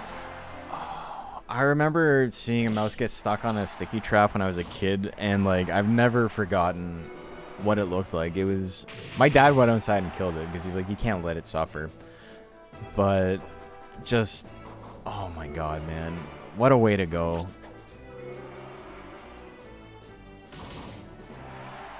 Primus gonna take that. I'm sad now. Now I'm remembering like every time I've seen an animal die in my life. I had this happened 2 years ago, 3 years ago. I was on the highway and I got off the highway and I was on this like stretch of road that it's like 2 lanes, but it's like an artery that eventually leads to a city street. And a raccoon ran across the road in front of me and I slowed right down. It was the middle of night. It was the middle of the night, so there was no one around me. Empty road. So I stopped and I watched the raccoon run across, and then it got to like the median in the middle of the road and like put its hands up on the median. And so I'm like, okay, so I can go around it now. So I made this like big turn around it. Like I went into the next lane. I'm making like a swervy motion with my hand, but you can't see it. I went into the next lane to like avoid it. And as soon as I got close to it, it hopped down from the barricade and ran underneath my car. And despite the fact I was going like 10 kilometers an hour, I still ran over the raccoon. And I could not, like, I felt so bad. Casey Anthony is a monster. Alright, totally legal and async up next. That's a Blake Griffin bit.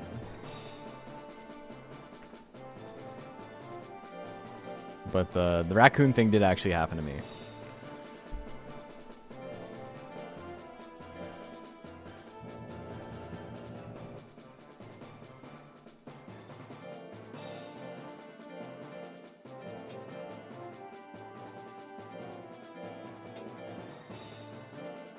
This is going to be a fight. Prediction is live. Almost hit a baby deer the other day because it was just walking in a circle in the road. That's rough.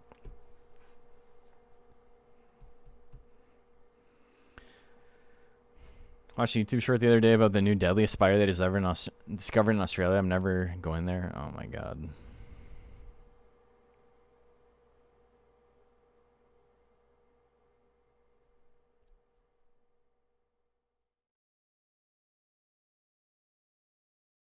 I had Pitbull run across the street towards me since it was loose and a car ran it over. It was a weird sight because it was like the body gave, but it also didn't. Damn. Damn, this is getting dark. I've kicked a dog in the face before. 63% on totally legal. Hits him with the beak.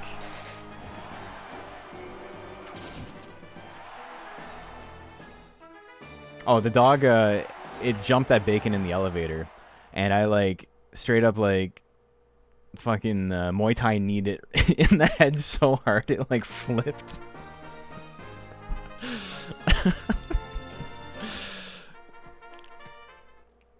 Like, it did, like, fucking tiger combination. Like, I legitimately thought I broke its jaw. And the owner was like, why'd you, what? Like, didn't have words, but was like, what the fuck is happening? And I just looked at him. And he knew. He knew his dog fucked up.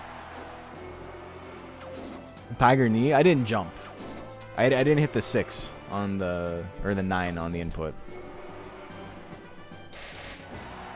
That rapid beaks. Okay.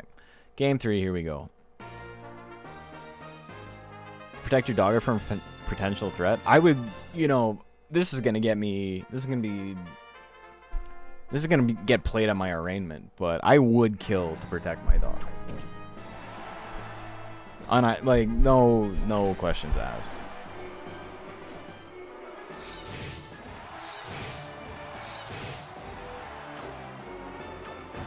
Damn, he stabs him. He gets it. That's a 2-1 for Doggy. Bacon is family.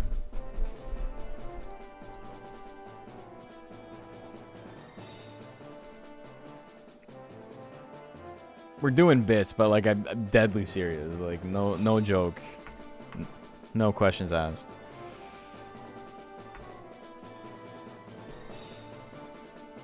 Charybdis and Ronaldinho. I'm not like a violent person. Like I've talked to people, even people at like the gym, who are like, oh yeah,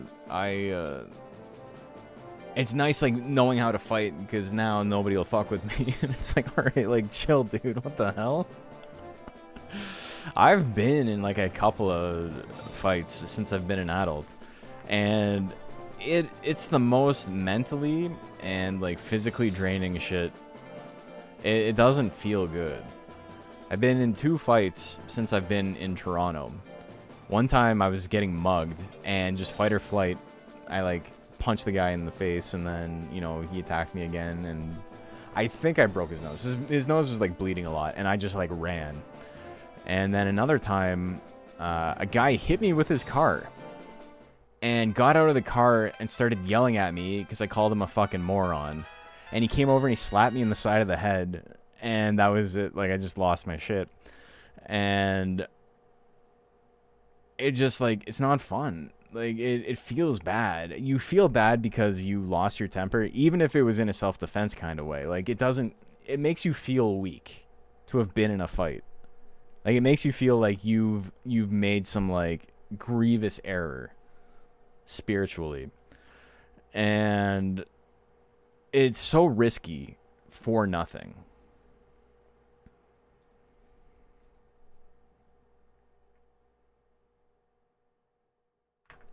I don't know. It's not fun. It's not fun at all. Boxing, though. That shit is great. 70% on Charybdis. We were talking about different tournaments and stuff I might get entered in. And there's this one, because it looks like, as it happens, the fights I did, either there's no record of them, or maybe they weren't, like, properly accredited or something, or, like, the ref wasn't, like, legitimate or whatever. These these weren't big to-dos when I did it. They were like very small gatherings, right? So much so that I was talking to my parents about it, and they like legitimately don't remember like most of that even happening when I was a kid. Like, it wasn't like a huge part of my life or anything. It was just, you know, it's a thing I wanted to do when I was in high school. But it seems like I'm technically a rookie. So they're like, we could sign you up for a rookie tournament. And it's not like I have so much experience that it's, like you said, like smurfing. But a lot of rookie tournaments are like 16, 17-year-old kids. And I may not have the speed of a 17-year-old kid, but I have the power of 2 17-year-old kids. Of 7 small children. Anyway, that's 1-1, right? I don't even know. I would feel bad. I could punch out a 17-year-old kid. Unironically, I absolutely could. Am I about to beat a 17-year-old? Maybe.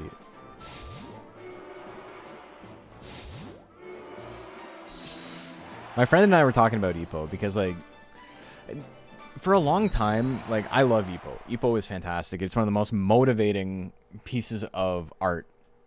If you, like, want to get something done, before you get that thing done, you should watch some Ippo, and then you'll be like, okay, I'm about to become the best in my field after you watch some Ippo. It's like you spend a little bit of time to save time later. Genuinely, like, impressive for just like a shonen anime, essentially, like how motivating it is. And it's a little bit embarrassing. For a while I was like, I didn't want to talk about Ippo while I was boxing, because I was like, this is, I don't know, like, imagine showing up to play ball and you just keep talking about whatever, blue streak or whatever, right? They're gonna be like, you need to shut the fuck up. Like, you loser, what are you doing? And so I didn't really want to talk about it that much, but like, my friend and I were talking about it the other day. It's so funny how they just gave like normal combinations, like really funny like anime, like shonen names, like the White Fang, which is just like a lead uppercut 4, or like a lead uppercut back overhand or whatever. Like, everything's got a name because it's an anime, and it's sick. But they're all real combos. They're not like for the anime.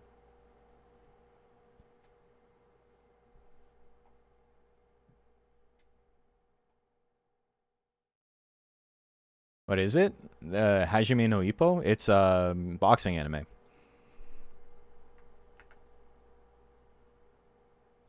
Starts off very like shonen. First like, I would say like 20 episodes or so are like very like in the vein of like something like a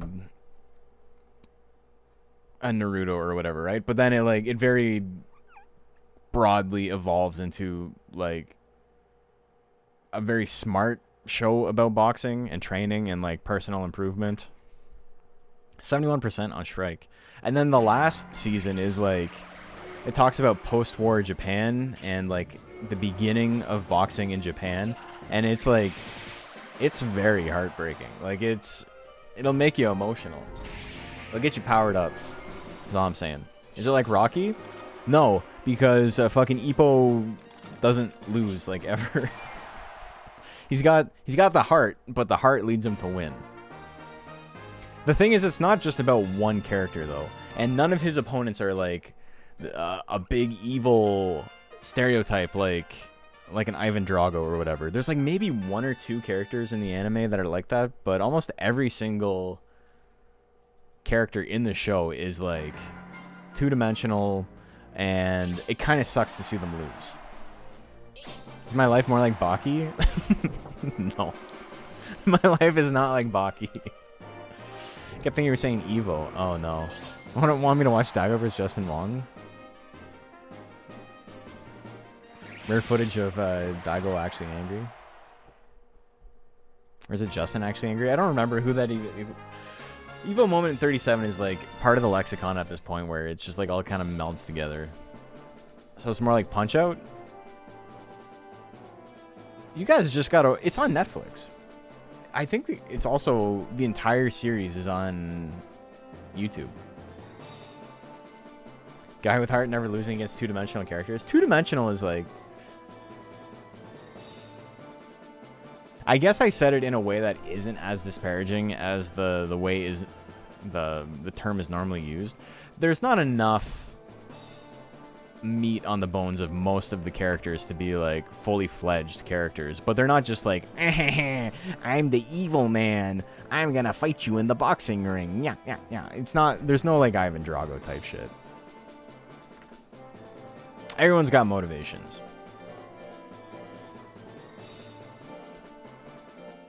Never finished it because it's not on Crunchyroll. Watch it on YouTube. Whole thing's on YouTube. They're not Waluigi. Is anyone like Waluigi? Not really. Aoki's kind of like a Waluigi if Kimura's a Wario. Maybe. That makes sense if you watch the show.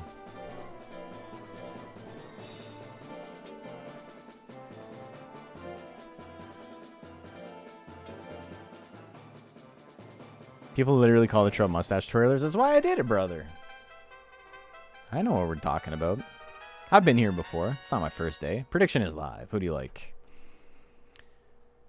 I did say two-dimensional. I assumed you meant three-dimensional. No, I said two-dimensional in like... they're not one-dimensional. It's not one note. They've got motivations, but it's not... They're not fully fleshed out.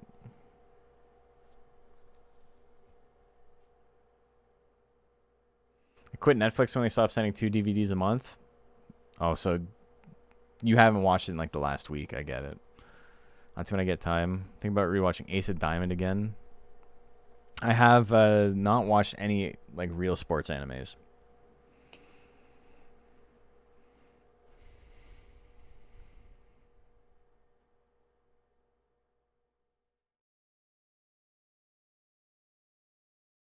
Is Ippo two-dimensional? I don't know. His motivations are like they're pretty easy to understand. He's boxing to become a stronger boy. 67% on Suzy.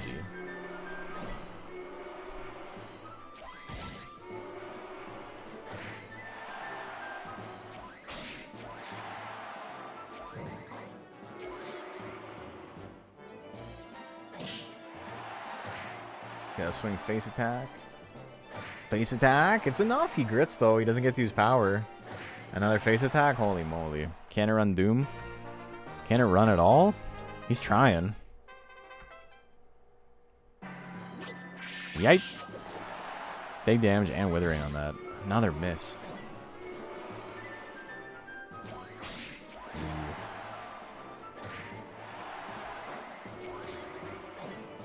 Man, oh man.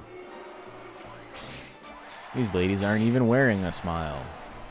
The giant whip with power, he's swinging. Hammerfall missed, 10 seconds left. Giant whip again, it lands. Poor Doom.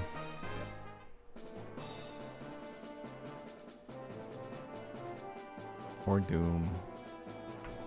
Suzy X3 with the 2-0. Knee day and snow day. It's not knee day, it's just knee.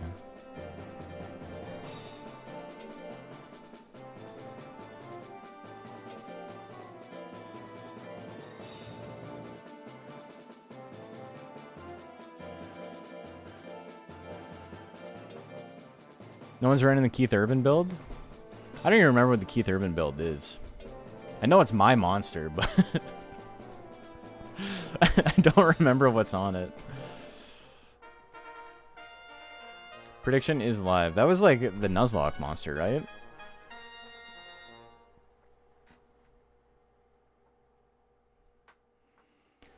There's fursuits that can run games in their eyes, like slot machines or Mario. That's like... technically the gamut of all games. Dude, I saw this comment on one of my videos the other day. Fuck. What was it on? I think it might have been on my Unlock All Monsters video or something. Hey, thank you for the follow. Appreciate it. Pot of soul. But it was like from like 3 years ago or whatever. I just simply did not read the comment, and then I noticed it yesterday or the day before. 52% on snow day. And someone had said, literally, man, I love Monster Rancher 2. I'm so happy they brought it back for DX. And then the response was, yeah, well, this game will never win Game of the Year because people like third-person games and first-person shooters, not games where you go into menus, you fucking moron. It's like... The guy says, I like this. You asshole, I hope your whole family dies. This is not Call of Duty. It will never win Game of the Year. And it's like, okay. Yeah, he's kind of right. He's kind of right. Is that a 2-0? Baldur's Gate 3 is an FPS. Baldur's Gate 3 wasn't out 3 years ago. Is Balatro not a menu game? Wasn't out 3 years ago. The world has changed a lot in 3 years. The guy was literally the meme. I know. It's like, I don't... Like, what the hell are you talking about? Alright, Snow Day beat his ass. Oh, Egrets. He's still in it. That chewing. A big chew. The ice spikes. It's gonna hit. Snow Day wins it. Basics, 2 swings, kamikaze, giant whip, giant wheel. Hell yeah. That's sick. That's a fun build. Giant wheel kind of sucks. It's just fun. Manly Oak and Mr. Shuart.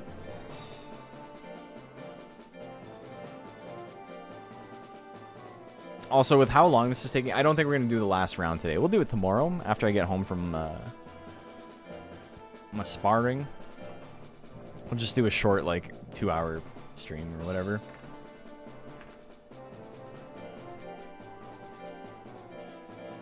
I haven't worked on any monsters for the mod in, like, almost a week at this point. It's nice that the gel and the hanger are in the More Monsters mod now, though, because I'm proud of both of them. Prediction is live. Ice Spike's finisher is a classic. That's what it's made for. He's good at it. And the sparring, where they apply the cucumber slices with their fists, that'd be crazy. You know how much accuracy you need for that? That's wild. Also, I need to... This is going to be such an expensive month for me. I just bought new boxing boots because the grips on mine were completely gone. They were, like, smooth, as if they had been sanded off. So I had to buy new boots. 72% on Mr. Shuhart. I have to buy new gloves because my right glove is, like, starting to deteriorate a lot. My left glove still has a decent amount of padding in it, but my right glove is, like... I'm gonna hurt someone soon if I like land something heavy. So I gotta buy new gloves. I gotta pay taxes in a week and a half because I'm self-employed, so I pay taxes quarterly. Just too many thousands of dollars out of my bank account. Chop miss? Shockwave miss? Holy moly, Mr. Shuart dodging everything. Game number 2. The plaster glove incident? Yeah. I don't know how you get away with that, though. It's so obvious. Like, you just gotta check a little bit better, I guess. 8 attacks over 60, sometimes you just miss. It's true. I've been there.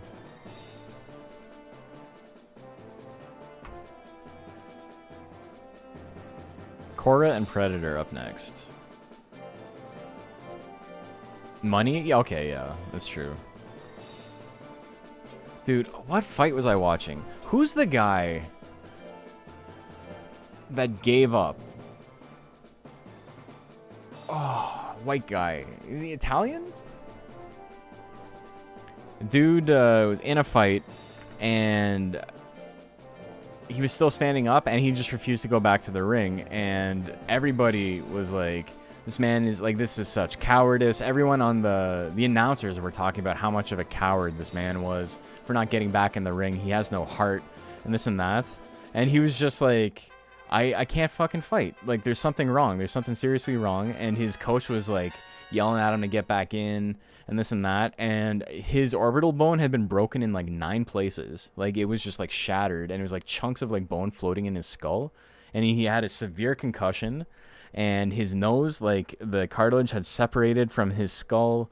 And he had a crack like in his forehead. And he was like, I can't fight. I can't fight. And everyone was like losing their shit on like how much of a pussy this guy was. And imagine having that and like being tough enough to just be like, I gotta go lay down. Just walk. Like, I gotta like sit down and have an aspirin or something. His brain was telling him to stop or he'd die. Do you know how fucking tough you would have to be like be conscious during that and like not be losing your shit, not be like screaming in pain or whatever, and just being like, there's no point. Like, I've lost. He's better. I can't do this.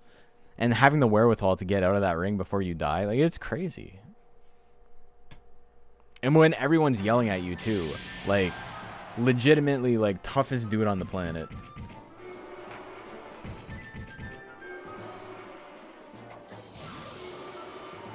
Not one person who shot on him made any kind of public apology. No, it's like, it's literally documented. Like, nobody ever said anything about it. They all just were like, oh, well, how are we supposed to know?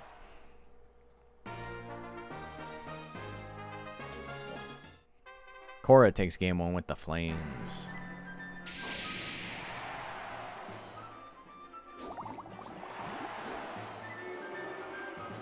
Don Fry, I think, there wasn't any permanent damage, but damn, they fucked each other up with the punching with what's his name, the Japanese guy, right?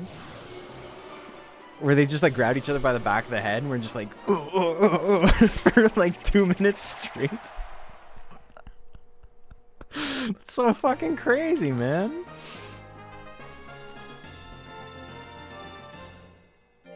Yoshiro, yeah, Takayama, yeah.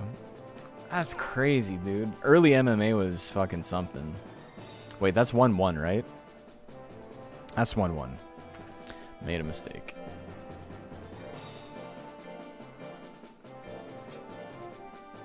At that point, you're literally just comparing VO2 max and who's the tougher guy. Because if you're not like in pain from getting hit, you're in pain from punching someone in the skull that many times.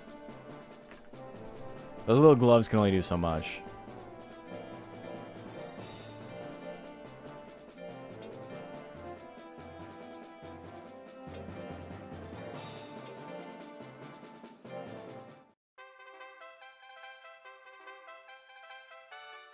Alright, game 3, here we go.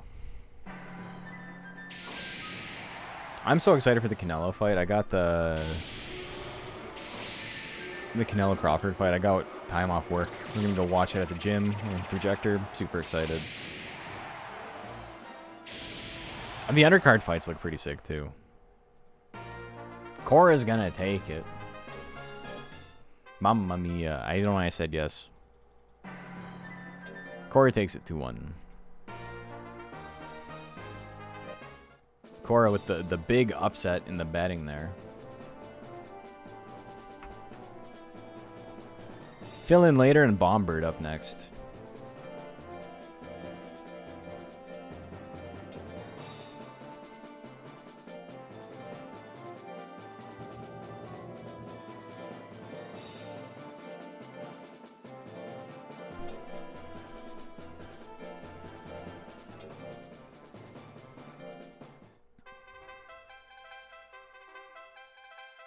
Answer your question. There was a fighter who had his corner take out the padding, his gloves, and substitute plaster. Yeah. Prediction is live.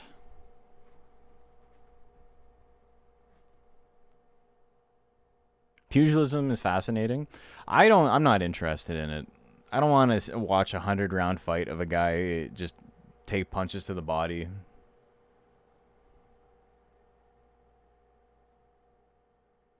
Other guy was shredded to ribbons, yeah.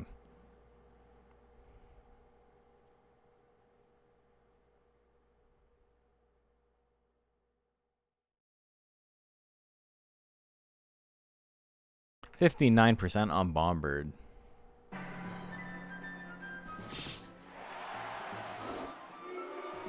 Read about that so much. That dude who got his face smashed up died in a car crash not even a year later because of permanent eye damage. Yeah, you couldn't see what was happening.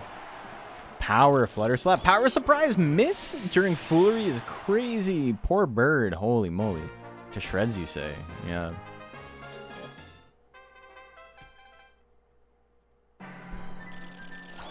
The big surprise miss. The surprise is it never lands. And this has been a fun night. We talked about a lot of stuff. Whether or not I could slaughter a kangaroo with my bare nails. Power duck and dance. He's got Fieri. We talked about some boxing. We talked about secrets in video game design. I've been all over the map today. Alright, that was very quick. Next up, Ravana and Astroman DX.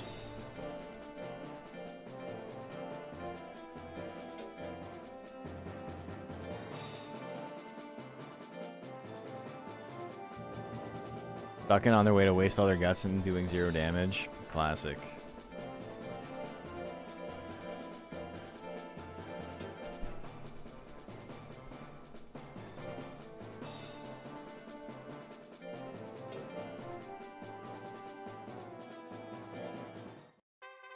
The thing is, prediction is live, by the way. Punching someone in the head is fucked up.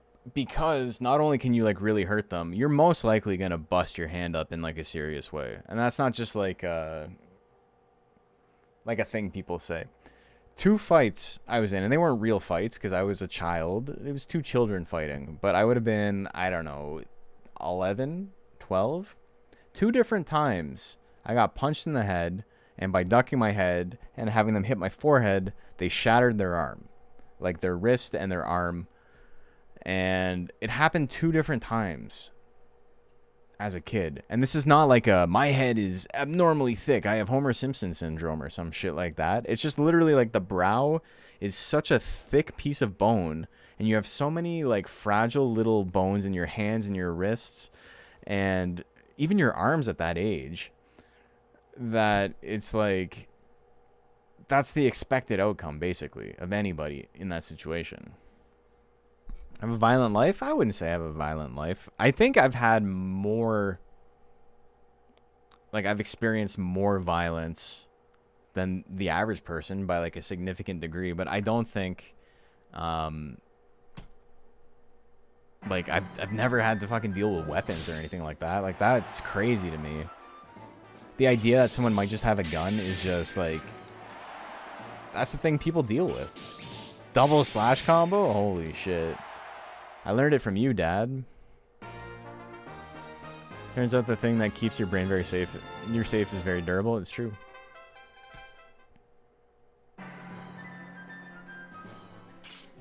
Oh, misses it. The jumping stab lands, but he's got a big guts deficit, so he's not really doing that much damage. Has very soft spots when you're young, but it's still not the front. It's the back. The back is the soft spot. You can just like put your thumb into a baby's brain like Jack Horner and the Plum if you wanted to.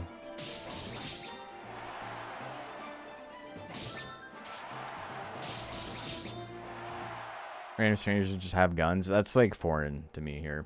The only people who have guns in Canada are like hunting and gangs. But there's not that many gangs. It's mostly people hunting.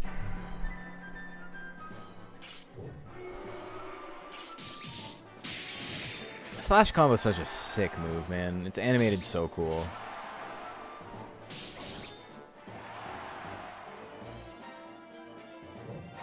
I want everybody who's thinking of making a monster for the More Monsters mod to take a look at Hercules. Nothing about Hercules uses a B-clone texture. I'm not saying using textures is bad, because I use them on the things I make too. But nothing about it is like, this is a big bug other than the horn on its head. And the color is B-clone. Everything else is like character design from the top down. It looks sick. It reads like a B-clone sub. But it's not just I copy and pasted a bunch of stuff. There's thought put into it. If you're making a More Monsters mod monster, look at this and think of how you can get creative with the monster you're making. It doesn't just need to be brown to be Beaklon. I'm not even saying Beaklon in particular because I don't think I've seen any bad Beaklon subs in the More Monsters mod. But damn, Hercules is so fucking cool, man. Easily the best Durahan. He's so simple. Simple sword. Doesn't even have a hilt. They took the hilt out. But he's the best. Durahan Ape post today was in the same vibe. Yeah. The one that Maple Knight made. Oh, that's 2-1, by the way. Is like... It's got ape theming. It's got the colors. But it doesn't read as just like, this is ape. And there's some monsters where, like, that works really well. Like, on Macho's Ape Arrowhead, or Arrowhead Ape. It looks sick to have a little monkey scorpion. That's cool as hell. You can get creative. You don't need to just make the thing brown or whatever. Because there's a lot of just making the thing brown.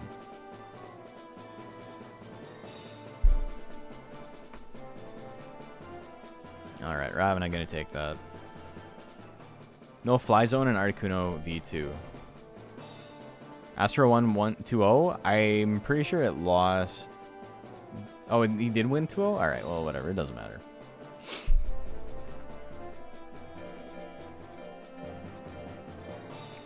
I thought he lost the second game, but I just was not paying attention.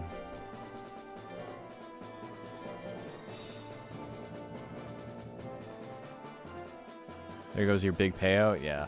But, I mean, betting a little bit. At least you didn't lose much.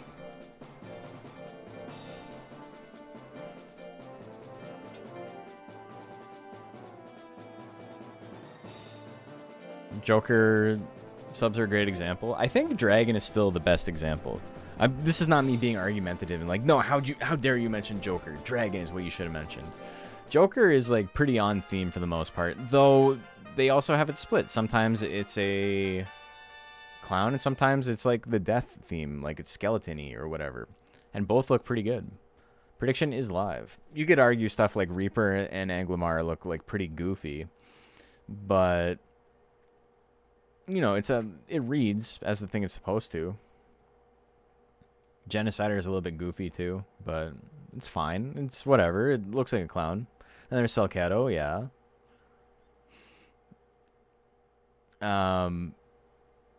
But Dragon's really neat because every single Dragon sub looks like fundamentally different.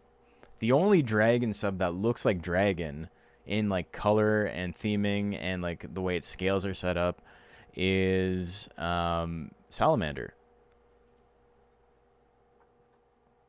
Every other Dragon sub is like pretty fundamentally different. Tyrant doesn't look like Draco Hopper, which doesn't look like Draco Mochi, which doesn't look like Dragoon, which doesn't look like Vesuvius, other than the fact that they all read as a Dragon sub.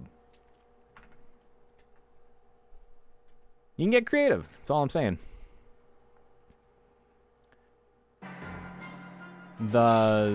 The Phoenix Ape actually grew on me. I thought it looked a little weird when it only had the primary colors because I was like, this looks like Duckin colors. But now that they've changed it to like have the green in it, I think the Phoenix Ape that's made to look like a parrot or like a bird of paradise looks really cool.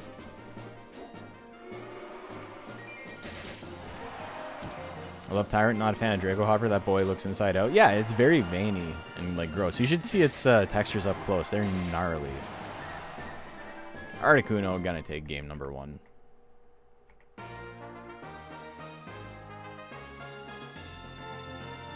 Can you confirm it was 2-0 for Astroman? It's in as 2-0 for Ravana.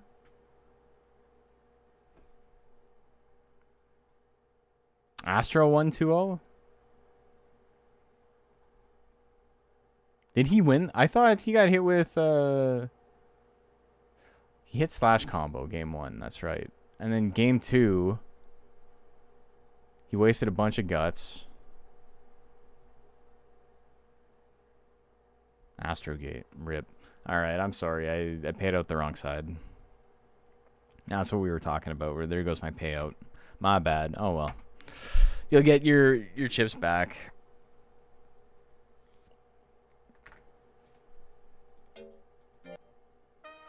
Game 2, here we go. Kept spamming // okay. Damn, got hit with the fly smasher. Fucked them up. Okay, we're going to game 3.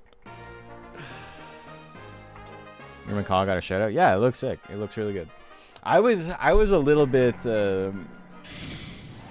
apprehensive when you just had the red and the blue and the yellow, because I'm like, this just looks like ducking. But adding the other colors and like the shading to it, like, it looks sick. It looks really good. Good idea. Because, like, what are you gonna do? You're gonna give it a monkey face? Like, that's exactly what I'm talking about. You don't need to give it the monkey face. You can if you can make it work, but, like, you can get creative.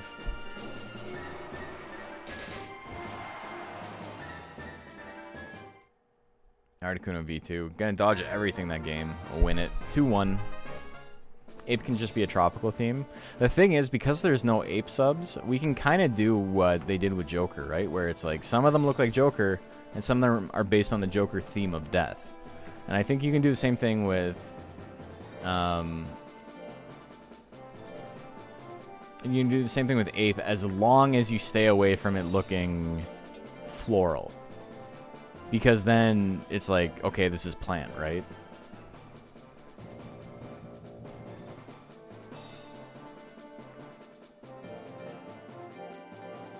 You just have to be sure that when you do it, you don't make it look like Tropical Dog, because that's already in the game. And it already looks like plant.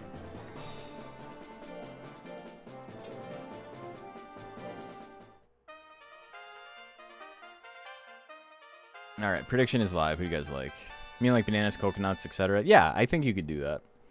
I don't think... We're not going to do the third round tonight, because it's going to be weird to do half of it. We'll save the final round for tomorrow, because it's not going to get done in time. It's going to take me... I don't know. Here's the thing. If I don't do it tonight, I am forced to do it tomorrow.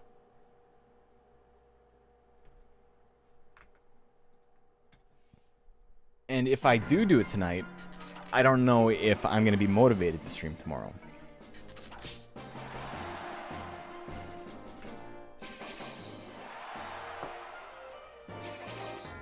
I don't know. I think we can just finish it. It's like 20 more matches. Oops, my bad. Yeah, it started really late tonight. So, Sex Haver loses game 1.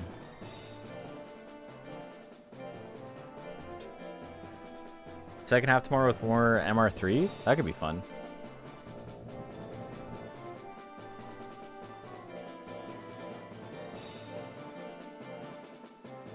That might be the way we do it. And that way maybe people will tune in on a Wednesday, because people never tune in on a Wednesday. They want to see the finals. Yeah, also this is the final week of the DXBL4 before the break. We're going to take a little break. I'm going to run a tournament in the meantime that's not DXBL related, and then we'll be back in a couple of weeks' time. And we're going to do it with, that's the way you do it? Hell yeah. And money for nothing, and your streams for free. Which makes me think of a Phoenix that looks like a DKC3 banana bird. How long's the break? Couple of weeks. Yeah. Crawdaddy and Uzi. I gotta give people time to make something new. Because the forum is open right now to add new monsters to the league.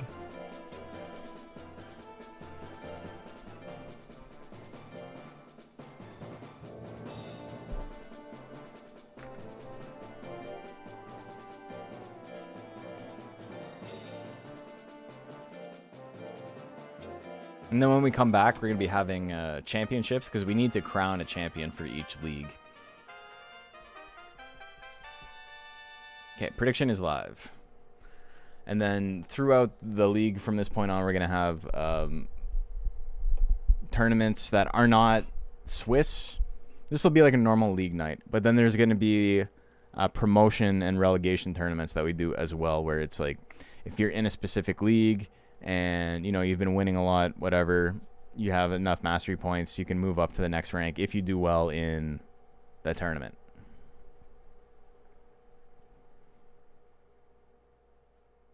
Taking a break from our monstrous designs to start brewing ideas for DXBL. Excited to join. Hell yeah. Yeah, the tournament I'm going to be running is going to be fun too. I don't have any details about it because I don't know what I'm doing yet. But I can guarantee it'll be fun. 84% on the Crawdaddy. This is their last match of the night. The miss.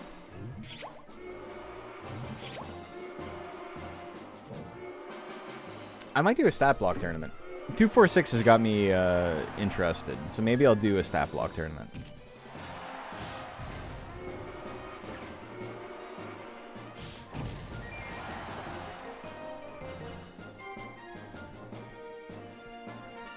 The rolling chop. Uzi gonna take game 1. So if you've never played a stat block tournament, it's like the 246 tournament, except the way we used to do it on emulator. And it would be like you could only have one stat at level 15, one stat at level 16, one at 17, 18, 19, and 20. And so you would have like one stat at 950, one at 900, one at 850, one at 800, one at 750, one at 700. Isn't it just the first 2 rounds? It's getting late. We're ending a little bit early, but like I don't have enough time to get the whole next round done because it's an additional 21 matches. I would have to have one of these running like once every 2 minutes. I would have to have a new one up. So we're just going to do the rest of it tomorrow.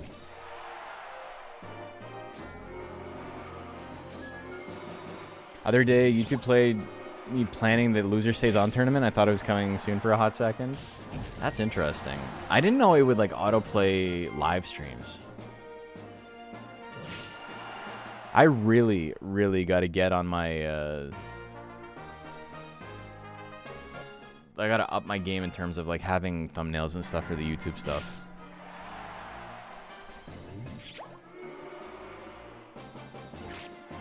It autoplays live streams all the time? That's crazy. Does if you're watching other stream VODs? Oh, okay.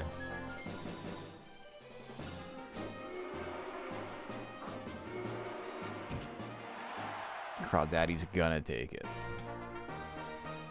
I'd be really fascinated. I don't have like a statistic on how much money the tail end of my stream VODs makes.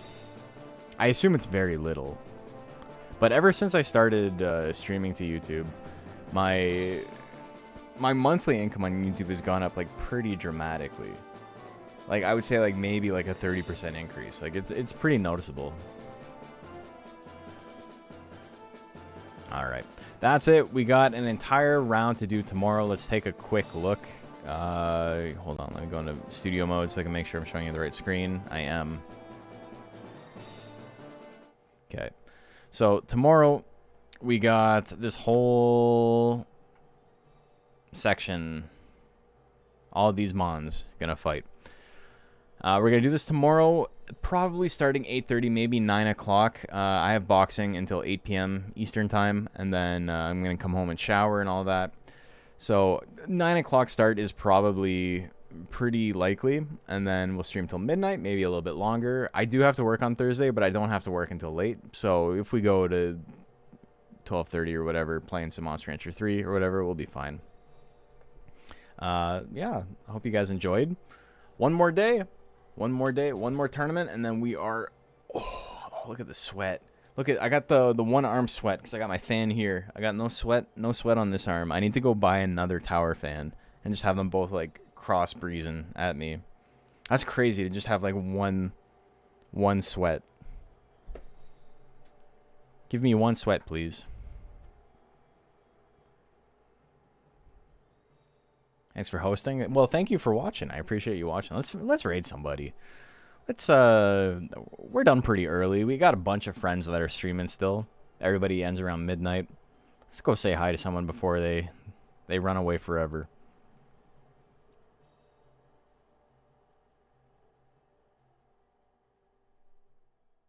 But most of these people I don't actually know.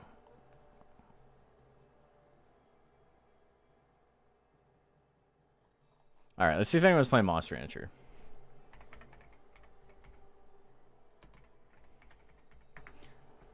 This was a like actually like a good like fun stream.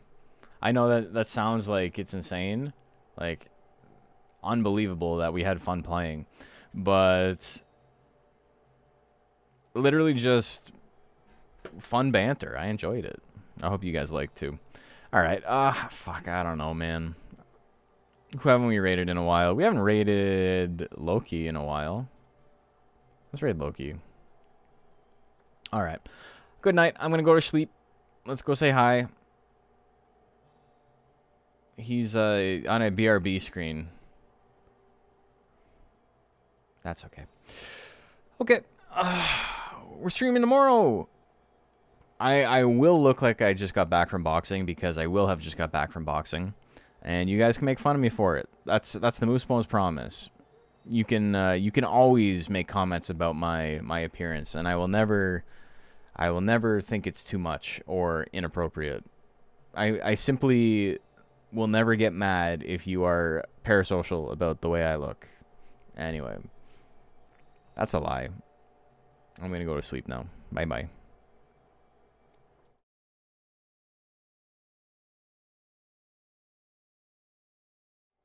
Thank you. I'm still here, by the way. I forgot to raid, so I gotta let the raid clock down. Okay, there. The raid is live. I'm back. And now I'm gone again for real. Thank you guys for watching. Goodbye. My hair looks real greasy. Ew. I do have to shower, but it's just the lighting. Something, something, just been boxing, something, something. You're dead to me, Bob. Bye-bye.